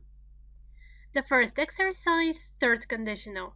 I would have called if I had had a phone with me. I didn't go because I didn't have a telephone. That's the reality. If you hadn't been late, we wouldn't have missed the bus. Hypothetical about the past. The reality. You were late. Because of that, we missed the bus. Number 3. I would have believed you if you had tried to explain it. Reality. You didn't try to explain it, so I didn't believe you. The fourth one. If he had been to a musical school, he would have become a conductor. Reality. He was not a conductor because he did not go to a musical school. Number 5. We would have come if we had been invited. Be careful here. We would have come if we had been invited, passive. So from now on, it will be really a rare case in which I will tell you active or passive. That was up to now. Now you just need to always consider it, whether you need the active or the passive form in the correct tense. The second exercise, you needed to rewrite the sentences as conditionals. I wasn't hungry. I didn't take a sandwich. If I had been hungry, I would have taken a sandwich. I didn't know Tom was in town. I didn't call him. If I had known that Tom was in town, I would have called him. I didn't know watching that movie was important for the exam. I didn't watch it. If I had known that movie was important, I would have watched it. 4. Careful here. I didn't go to the store. I thought it was closed, but I was wrong. I would have gone to the store if I had known it worked. You are changing the places of the if structure. I didn't see Anne at the party. I wanted to speak to her about her holiday. Conditional. If I had seen Anne, I would have spoken to her about the holiday. Good job. Time to practice everything. All of the conditionals, all of the tenses. So please, everything Till now, I hope you have it written down. If not, take the piece of paper, take your notebook or wherever you are writing everything, and just memorize the verb patterns, the tenses, the usages, exercises only in the next video. See you there. Here we are in our next exercises video. So the instructions of these two exercises, conditionals, 0, first, second, third. The first one, rewrite the sentences as conditionals. I don't speak Italian. I can't apply for that job. Look at the situation. It's in the present, and you want to express something hypothetical. Hypothetical in the present, second conditional. Sentence in second conditional has the structure if, past simple, would. If I spoke Italian, I would be able to apply for that job. Or I would apply for that job. The second one. She didn't marry him. She was too young then. Past, hypothetical situation, third conditional. If she hadn't been that young at that time, she would have married him. The third one. Heat the ice, it will melt. Universal truth. 0 conditional. If you heat the ice, it melts. Number 4. Fortunately, I went on foot and met Tom. It's in the past, making it a conditional. If I hadn't gone on foot, I wouldn't have met Tom. 5. It was snowy. We didn't go out. When you see that the two situations refer to the past, so far you know only third conditional. So, starting directly. If it hadn't snowed, we wouldn't have gone out. Another exercise. I'd help you carry the piano. First, you're checking the part which is already done for you. I'd help, I would help you. I would help you is the second part of second conditional. So, if I were stronger, but I'm not, I'd help you carry the piano. If we'd seen you, if we had seen, first part of third conditional. If we had seen you, we would have come, third conditional. We'll say hello. We'll say hello, future simple, the second part of first conditional. So, if we see him tomorrow, we will say hello. Number 4. He would have repaired the car himself. Would have repaired. This is the second part of which conditional? Third conditional, right. If he had the tools. If you drop the vase, in general, it breaks. Or it will break. Here you can make it sound as an universal truth, but you can make it up to the case, because imagine that the vase is of plastic, for example. So in this case, it's possible to be either 0 or first conditional. And the last one, if I hadn't studied, past perfect. So if I hadn't studied, I wouldn't have passed the exam. I really hope the conditionals are easier now. See you in the next video, where I'll give you a little bit more information about conditional sentences with one hint more and one structure. See you. Short and easy. This is our last lecture about conditionals, at least in this level. The structure that I want to introduce you to is unless. So let's see what it means in some examples. I can't read the article if I don't wear glasses. I can't read this article unless I wear glasses. Look at the two sentences again carefully. If I don't wear, if plus negative verb. Unless plus positive verb. Unless is one of those words that bring the negative meaning in themselves. And you know that in English you can't have double negative, right? So what you need to do? Unless plus positive verb. Another example. I would come if it didn't snow. If plus negative verb. I would come unless it snowed. Unless plus positive verb. If I hadn't got married that early, I would have finished my studies. Unless I had got married that early, I would have finished my studies. Everything else that you know about the conditional sentences is applicable here. 0, first, second, third, you are master there. Just what I want you to remember now. If not is the same as unless. If requires negative verb after that. Unless goes always with a positive one.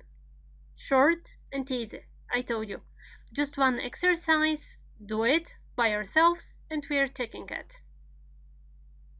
Good. I will take the job unless the pay is too low. Unless, if not. I will be back tomorrow unless there is a strike.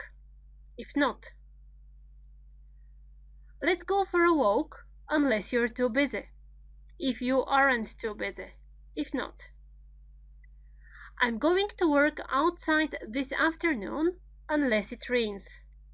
If it doesn't rain. I will be surprised if he doesn't have an accident soon. If he doesn't. Negative verb. If. Unless you start now, you will not reach there in time. If you don't start now, so unless plus positive structure after that. And the last one, if I have enough time today, I will come and see you. If I have enough time. Logically, here you don't need negative verbs here. Good job, guys. Next lecture, yes, the Ramora is waiting for you. See you there. Before we start the next mini session, in which we'll speak about one and the same topic, I have prepared you something different. This is a structure that you need to be aware of in order to express yourselves again clearer and to be able to say what you mean using grammar structures. See doing, see do. Or in other words, how to use the verbs of senses with other verbs. Examples? It's easy. I saw you cross the street. I saw you crossing the street. In the first example, I saw you cross the street, you see verb plus infinitive. I saw you cross. In the second example, you see verb plus gerund. I saw you crossing. So, what's the difference in the meaning? In the first case, I saw you cross, you see the whole action. You can really see it from the beginning to the end. In the second case, I saw you crossing, you mean that you saw just part of the action. So this is, when you use a verb of senses plus infinitive, you mean the whole action.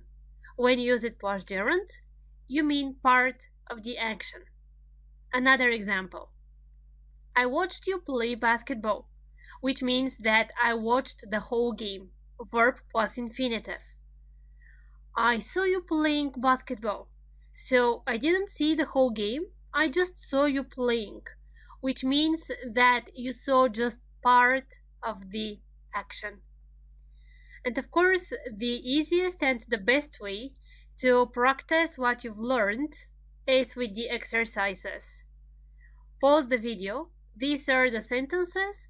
What you need to do is to write them, to combine them using verb plus gerund or verb plus infinitive. Okay. The bomb exploded. I heard it. I heard the bomb explode. Verb of senses here plus verb in infinitive. I heard the bomb explode. You heard the whole action. This is one of the cases in which you just can't hear part of the action. Number 2. A child was lying on the pavement. I saw her and tried to help. You combine them, and the idea that you want to produce here is that you saw part of the action. I saw a child lying on the pavement. I saw a child lying. Verb plus ing. You saw part of the action. Number 3. The whole flat shook. I felt it. I felt the whole flat shake. So the verb of senses, feel, and after that the infinitive. I felt the whole flat shake. You felt the whole action. You can't feel actually just part of the shaking, right? You just feel the shaking and that's it. Number 4. No idea when it started. When I woke up, the alarm was ringing. I heard it. So from the context here, you can understand that you heard just part of the whole action, because the alarm started ringing while you were sleeping and it continued ringing after that. You heard just part of it. I heard the alarm ringing. Number 5. I saw a woman. She was crying. I saw a woman crying. You saw part of the action here. It's not given in the context that you saw her, what made her distressed, why she started crying, how she started crying, and how she stopped after that. So you just saw part of the action.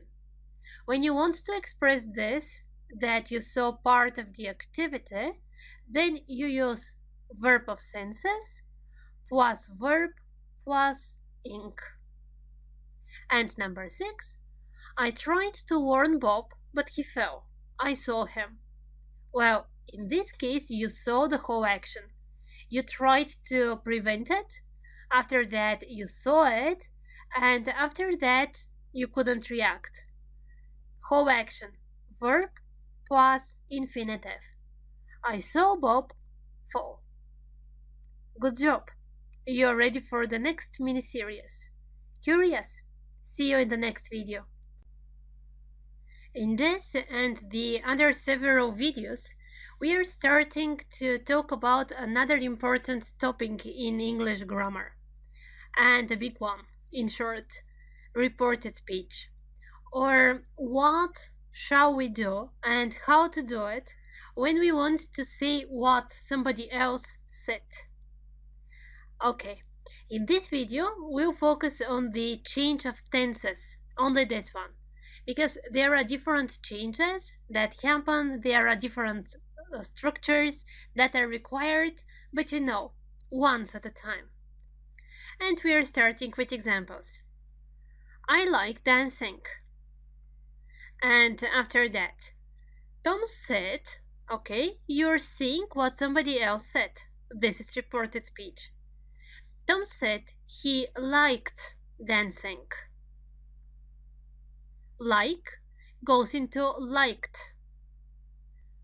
I am meeting Mark this afternoon. Tom said He was meeting Mark that afternoon. We have two changes here. The first one, I am meeting, goes into I was meeting. The second change, this, goes into that. I've never been to Germany. Tom said he had never been to Germany. Have been is changed to had been. I went to Italy last year. Tom said he had been to Italy the year before. Two changes again. Was goes into had been last year, goes into the year before. Okay, tenses and words. This is what is changed. So first, we are going to talk about the tenses change. Here are the examples that we have. Like, liked. I am meeting, I was meeting. Think about the tenses. Have been, had been. Was, had been. Again. Let's see it in grammar terms. So, when in direct speech we have present simple, in reported speech it goes into past simple. Direct speech, past simple. Reported speech, past perfect. Direct speech, will or future simple. Reported speech, would. It's important to catch the logic here. It's not learning by heart this time. So you see, everything goes one step back in time. Simple tenses go to simple tenses, but past simple. Past simple is different. Past simple, one step back, well, this is past perfect. That's why the transformation here is like this. So present simple, past perfect, future simple, would. Good. The continuous tenses. Present continuous goes into past continuous goes into past perfect continuous. Yes, I know that you don't know it, but it's not the most commonly used scenario in general, and you can form it. You know present perfect continuous, so just change have with had and welcome. That's it. Past perfect continuous.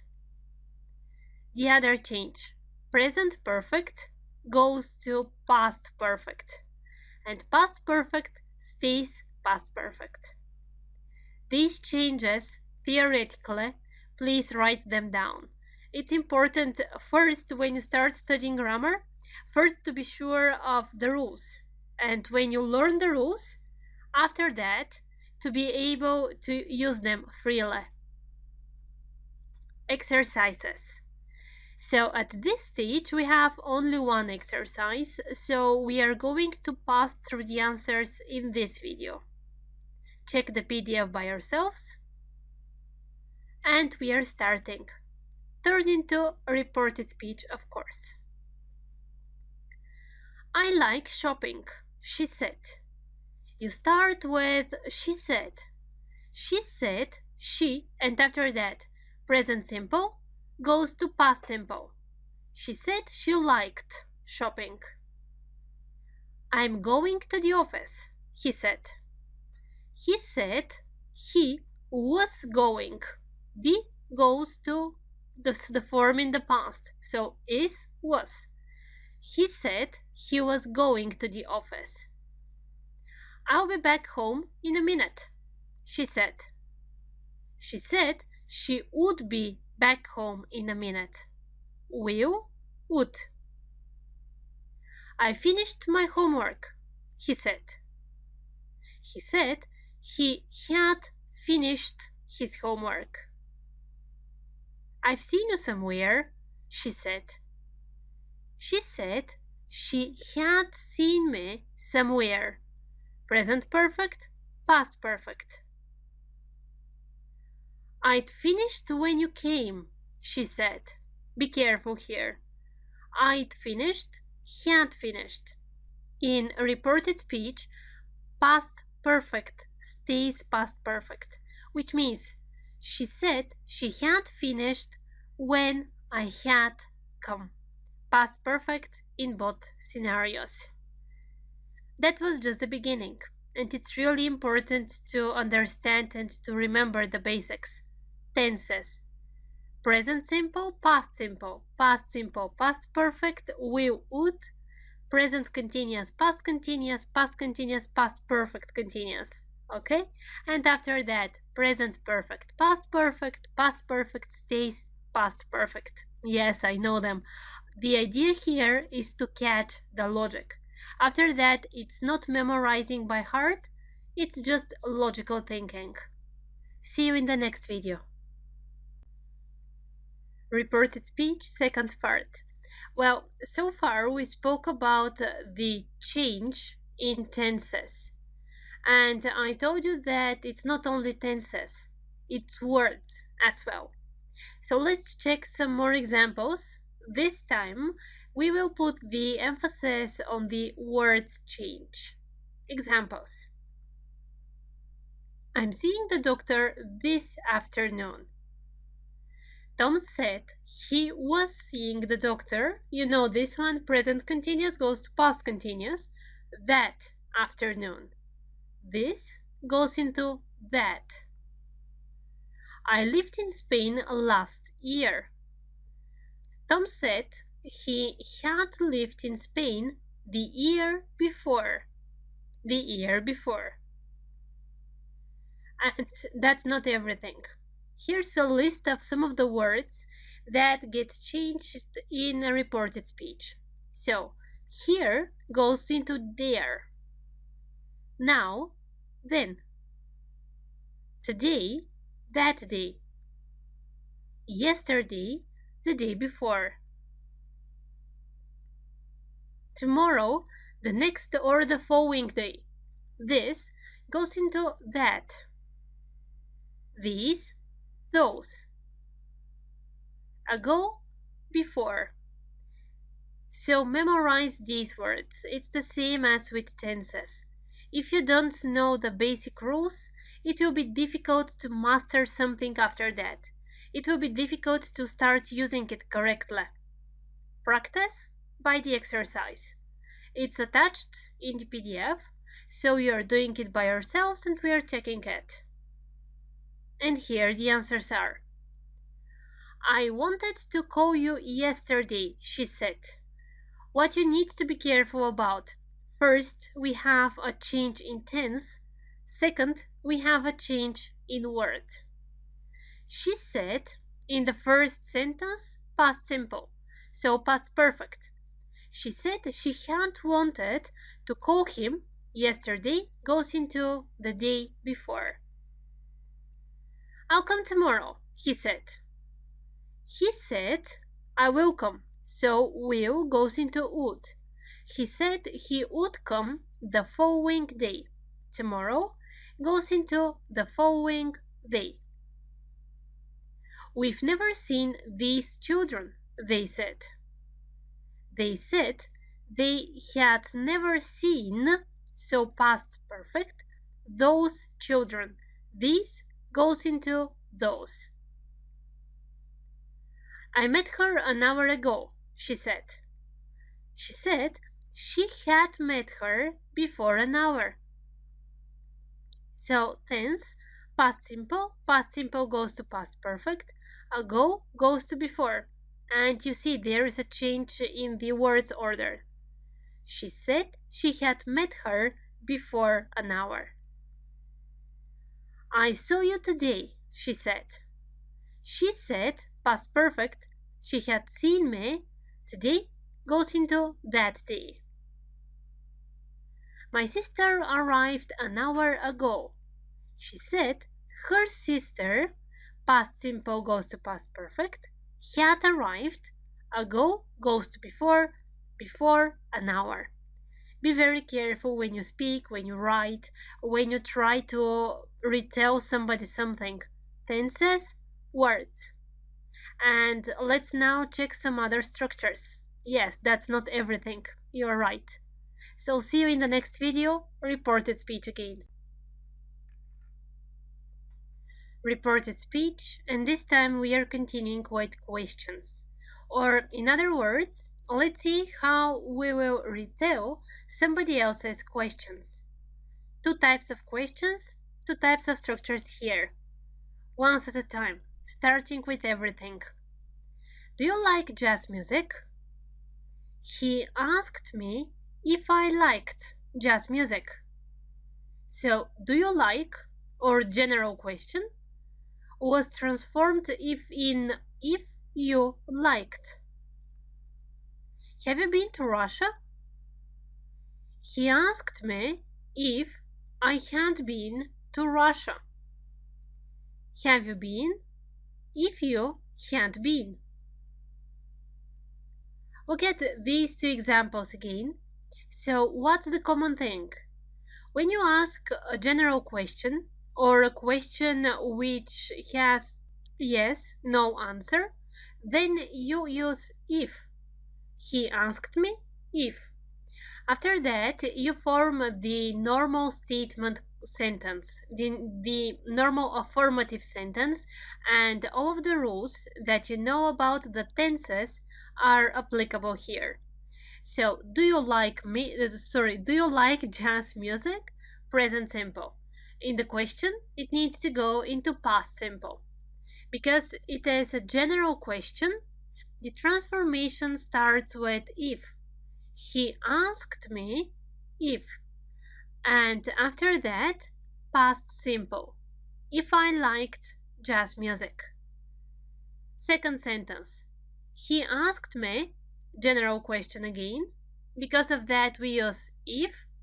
And after that, in the main sentence, have you been, present perfect, goes one step back into past perfect.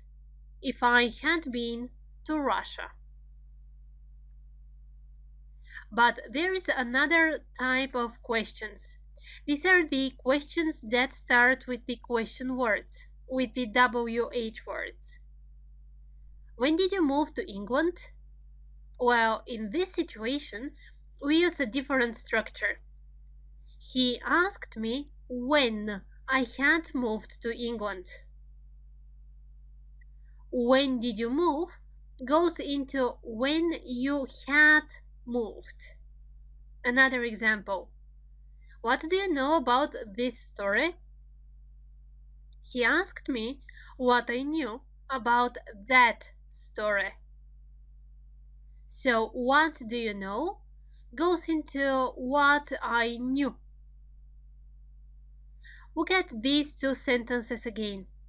The two questions in direct speech start with the question words when or what. It doesn't matter which the question word is. When the direct speech question starts with a question word, then you need to keep this question word in the reported speech sentence. You see, when did you move? He asked me when. After that comes the change of tenses. The same logic here as in the affirmative, in the positive sentences. When I had moved. So past simple in the question, past perfect in the reported speech transformation. The other thing that you need to keep in mind when it comes to these transformations is the words transformation. Again, this goes into that. Sounds easy. Let's practice. One exercise attached in the PDF, 5 sentences, but be careful and think about everything. Think about the structure of the question. Think about the way your question is asked. Think about the tenses, about the words, and we are checking it together. Okay? Where are you from? He asked me. He asked me. The question starts with a question word, which we keep. Asked me where, and after that, I was from. First sentence in present simple goes one step back in past simple, where I was from. Was he here? She asked me. She asked me if. You don't have a question word here, so you start with if. Past simple in the question, one step back, past perfect. If he had been here, third change, here goes into there. So here, there, change of words. If he had been there. Number 3. How long have you worked here? He asked me. He asked me, after that the question word, how long? I. Have you been working or have you worked here? Present perfect. One step back. Present perfect goes into yes, past perfect. He asked me how long I had worked here goes into there. How long I had worked there. When did you arrive? She asked me. She asked me, question word when, I, after that one step back in time, when I had arrived. Why does he travel abroad so often? He asked. He asked me why he, and after that, does he travel? Present simple. One step back, past simple. Why he traveled abroad so often. Well done. I hope you feel that you're getting better. But still, I have some other things to retell you about reported speech. See you in the next video. In this last part of the reported speech series, we are going to speak about commands, or in other words, how to say that somebody told you to do something. Examples. Don't go there. He told me not to go there. Not to go. Speak up. He told me to speak up. It's easy, you see. So, don't go there, or direct speech in which the command has the negative not, don't go. He told me not to go. Not plus infinitive of the verb. Speak up. He told me to, and after that, the infinitive of the verb. Practice. The PDF is attached. We are directly starting. The exercise, as you have done it, you have noticed that it's a little bit more different. Well, here you have the opposite transformation. The given sentences are in reported speech already. What you need to do is to turn them into direct speech. Tom said he was very busy then. I am very busy now, Tom said. Was, past simple, goes to present simple. Then goes to now. She said that she was going to college. I am going to college, she said. Was going, one tense ahead, means I am going. Anne says that her father is an engineer. My father is an engineer, Anne says. Be careful here. We haven't mentioned this one so far. When the verb is in the present, this says the verb which is in red, it's called a reporting verb. So when the reporting verb is in present, then there is no change in the sentence. Again, reporting verb in present, no change in the sentence. But when the reporting verb is in the past, then you apply all of the rules that you know. He told me that he loved me. I love you, he told me. If you have any questions, Q&A section. He wanted to know if she knew Mark. Okay, if, so we have a question, a general question. If she knew, we need a general question in present simple. Do you know Mark? He asked me. He wondered why I hadn't phoned him. Why? Question word, so we start the question with the question word. Why haven't you phoned me? He wondered. Past perfect, present perfect. Why not past simple here? Because we don't have the marker of past simple. There is no indicator saying that you know when the action happened. No, you don't know. So present perfect. And number 7, he said that he could not drive them home. I can't drive you home, he said. He said that he could not. He could not, modal verb in the present, can't. Good job. Next video is waiting. Before we go to the last 3 new topics I want to introduce you to at the end of this level of the course, let's first revise passive. Passive or active? If you have some doubts in the forms, please return to the previous lectures in the previous levels and revise it, because here we are doing exercises on that. So we are starting. The PDF attached, you know what to do. The first exercise. Choose the correct phrase. The Prime Minister was criticized for his recent actions. Was criticized. Passive. When I walked past, their new carpet was being delivered. Past continuous, passive.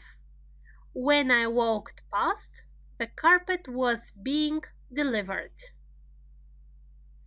Our new teacher has told us to take our favorite book to school. Our new teacher has told us. When exactly, it's not said and it's not important for this action. 4. This picture was probably taken in summer. Was probably taken. Past simple, passive. Why it can't be has probably taken? Well, because the form of passive in present perfect here is wrong. 5. The essays must be handed in on Monday. Passive of a modal verb. Must be handed in on Monday. This book was written a decade ago. This book was written. Passive, past simple. Ago is the marker. Was your airplane ticket paid for you by your dad? Question in past simple passive, which starts with the auxiliary was. Was your plane ticket paid for you by your dad? Next exercise. Here what you need to do is to write the sentence first in passive, then to turn it into active. The first one. Our car is being serviced by the mechanic at the moment. At the moment, present continuous.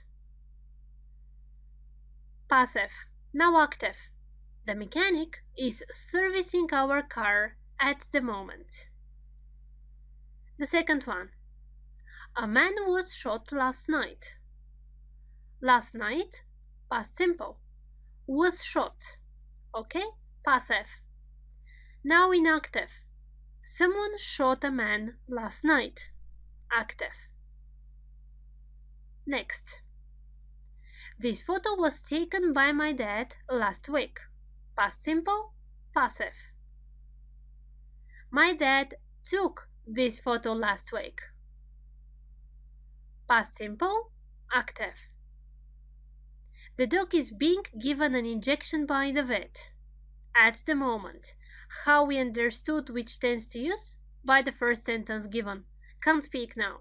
The dog is being given an injection by the vet. The same one in active. The vet is giving an injection by the dog now. Is giving. And 2 more. It looked like the window had been broken with a hammer sometime before. Sometime before the moment I saw it. It looked like the window, past perfect, passive, had been broken. Now active, it looked like someone had broken the window with a hammer. Had broken.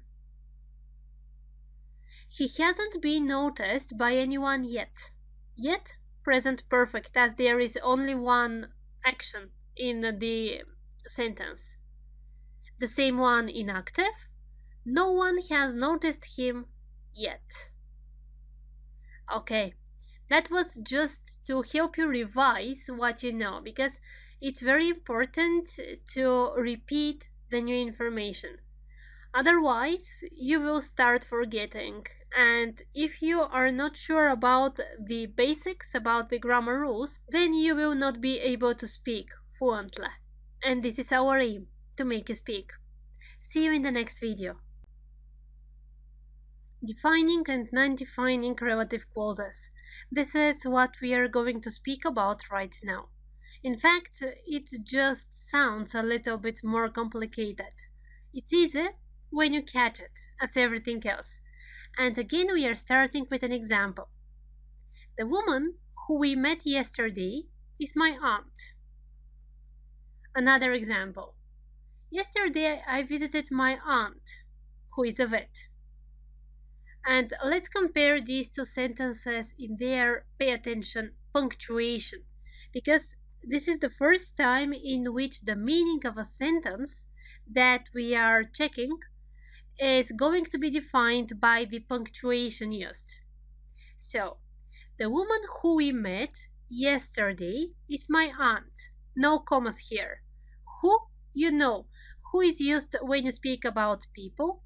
The same with that when you speak about people. When you speak about things, which or that. When you speak about places, where. This is from the previous level. So, the woman who we met without any punctuational signs here, without commas.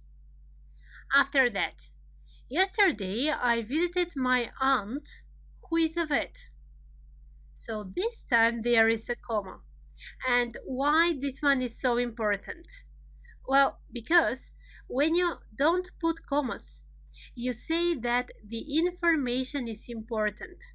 This information is important for the understanding of the sentence. The woman who we met yesterday is my aunt. If you skip this part of the sentence, who we met, well, it won't be clear. It won't be understandable who you are talking about. The woman who we met, in this case, it's clear. And this part, who we met, is important. When the part is important, it can't be skipped from the sentence, and grammatically speaking, it's called defining relative clause. The other sentence. Yesterday I visited my aunt who is a vet. Well, this time, who is a vet, there is a comma in front. And when there is a comma, this one means that you are using non-defining relative clause. Or in other words, you say that this information is not important for the general understanding of the sentence. This is just additional information. Yesterday I visited my aunt. That's important. The fact that she is a vet, well, this is important of course, but it is irrelevant to the meaning that I'm giving you now. So defining without comma, non-defining with comma. And we are doing exercises because this is one of those specific grammar structures which can be learned and understood in context only. The PDF you are checking, you are doing, and we are checking together now. The first one, choose the correct. The minister who was elected last week made no comment on the problem. Which or who? Obviously who. Who is used for people? Which is used for things. Isn't this the place where the accident happened last night? Where? You speak about places. Where? There are several reasons why I don't want to go out tonight. There are several reasons why I don't want to go out tonight. The new boy in the class. Pay attention to these two words, and if you have forgotten something, now is the moment to revise. So, the new boy in the class, whose name is Mark, whose because you express possession, and you don't need who is, which is given in red here, seems really nice. And number 5, Blackpool Tower, which was modeled on the Eiffel Tower, is very popular. Now I want to explain here something else. I told you several times that which and that are synonyms, and that they can be used when you refer to people and when you refer to things. Okay, but exception. When there is a comma, remember this one. When there is a comma, you can't use that. In front of that, you never add comma, never ever, when that is part of a relative clause. Never. Remember this one. So because of this rule, here we need which. We can't put that. Next one. Fill in with the correct word. This is the station, place, where, unmet town. August is the month when most people go on holiday. Time. Do you know the reason? So why so many people in the world learn English? This is the church, place, where Pete and Tammy got married.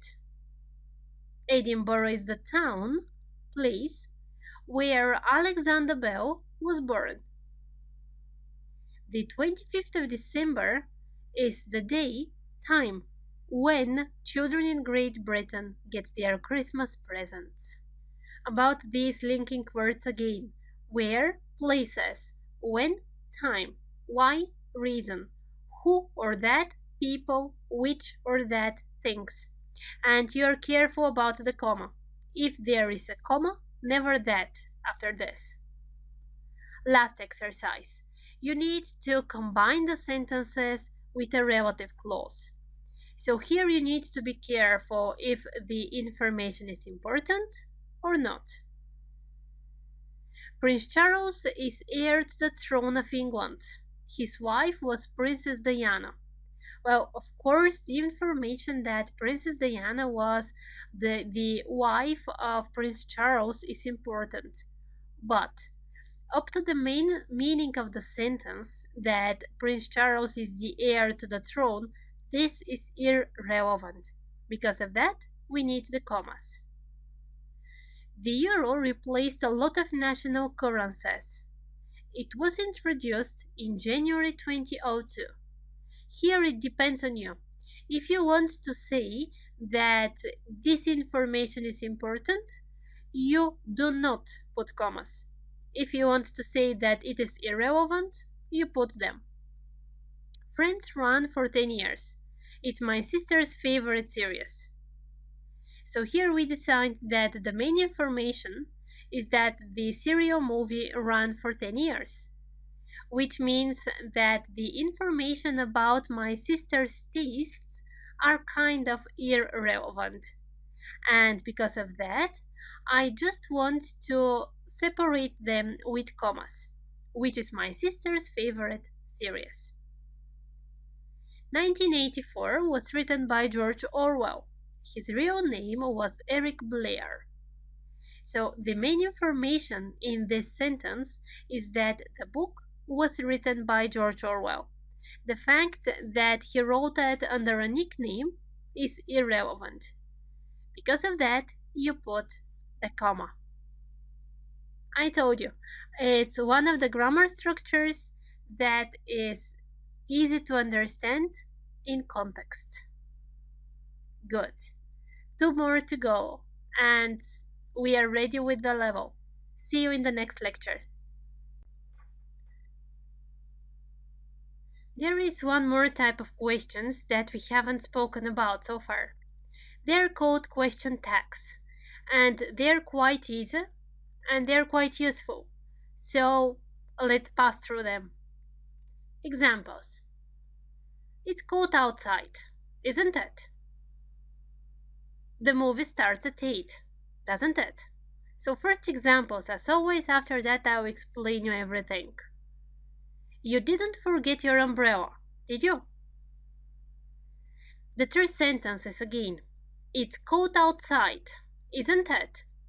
The first part, up to the comma, is positive, with the verb to be, present simple. The second part, negative, present simple. Second example. The movie starts, present simple positive, doesn't it? The tag, negative, present simple. Did you start catching the logic? You didn't forget negative past simple, did you? Positive past simple. So in short, when the first part of the sentence is positive, the question tag is negative. When the first part of the question is negative, the question tag is positive. That's it. And you keep the tense.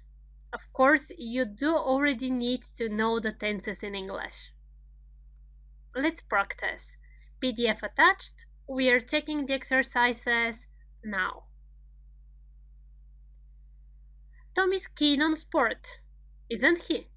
Is, negative, isn't he? Maria hasn't forgotten about the meeting, has she? Negative, positive. We shouldn't enter this room, should we?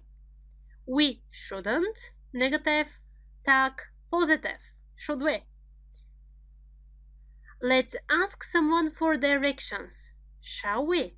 Be careful, it's an exception, and it's one of the sentences that are quite often given on tests and exams, and this is a sentence that people quite often find difficult to formulate.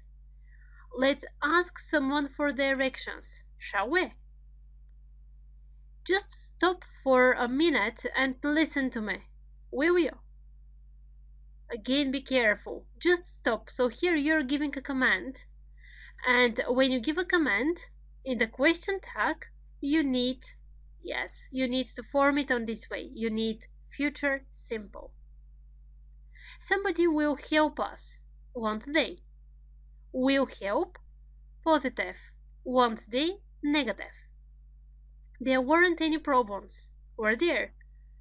There weren't, negative. Were there, positive. I'm late again, aren't I? Another exception. I'm late in the question tag, aren't I? Not am I not. Aren't I? You didn't apologize to him, did you? You didn't, did you? Negative, positive. Nobody remembered to book the tickets, did they? Another exception. Be careful with these sentences. So nobody remembered. The negative meaning, the negative connotation comes from the nobody, from this word. And from here, you decide that you need to use the positive tag at the end. Did they? Another example. I'm late, aren't I? They're waiting, aren't they? He has left, hasn't he? These are easy, so that's why I'm not explaining anything. If you have questions, please Q&A section. It works, doesn't it? I've finished, haven't I? You like it, don't you? You can see him, can't you? I'm not late, am I? Am I? You see, it's not a problem to say am I, but it's a problem to say am I not. He isn't leaving, is he? He hasn't finished, has he? Enough. One more lecture, looking forward to seeing you there. The last type of questions and the last new grammar structure that I want to introduce you to in this level are the so-called indirect questions.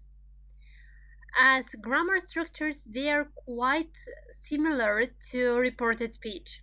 So because of that, you will find them easy. Let's see. So normal question is what's the time? And after that, can you tell me what the time is? Can you tell me? And after this, we need to use the normal affirmative structure, or the normal way a sentence is formed. What the time is. You don't need the inversion, which is typical for the questions. What the time is. Another example.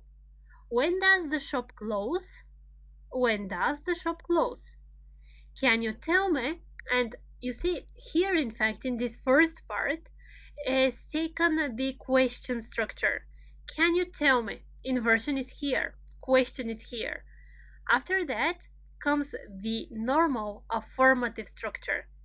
When the shop closes. Imagine that after these initial structures, you are making an affirmative sentence with a full stop at the end. So you don't need to use the auxiliary does. You just need to use the form of the verb in the correct tense and in the correct person.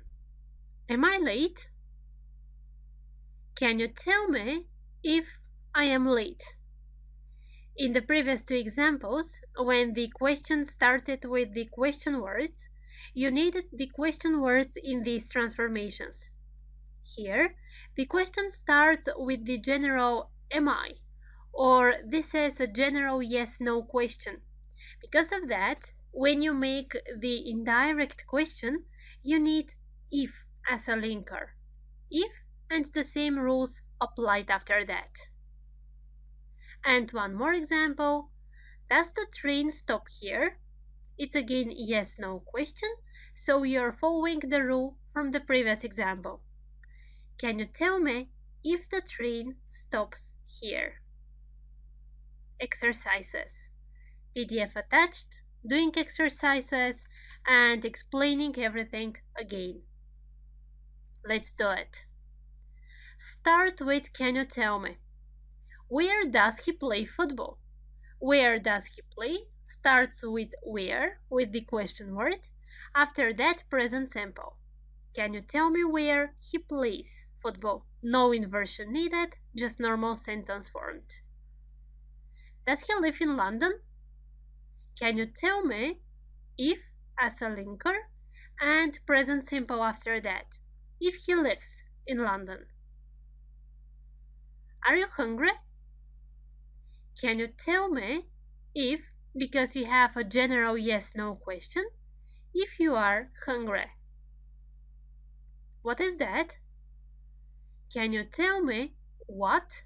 And after that, the normal sentence, what that is.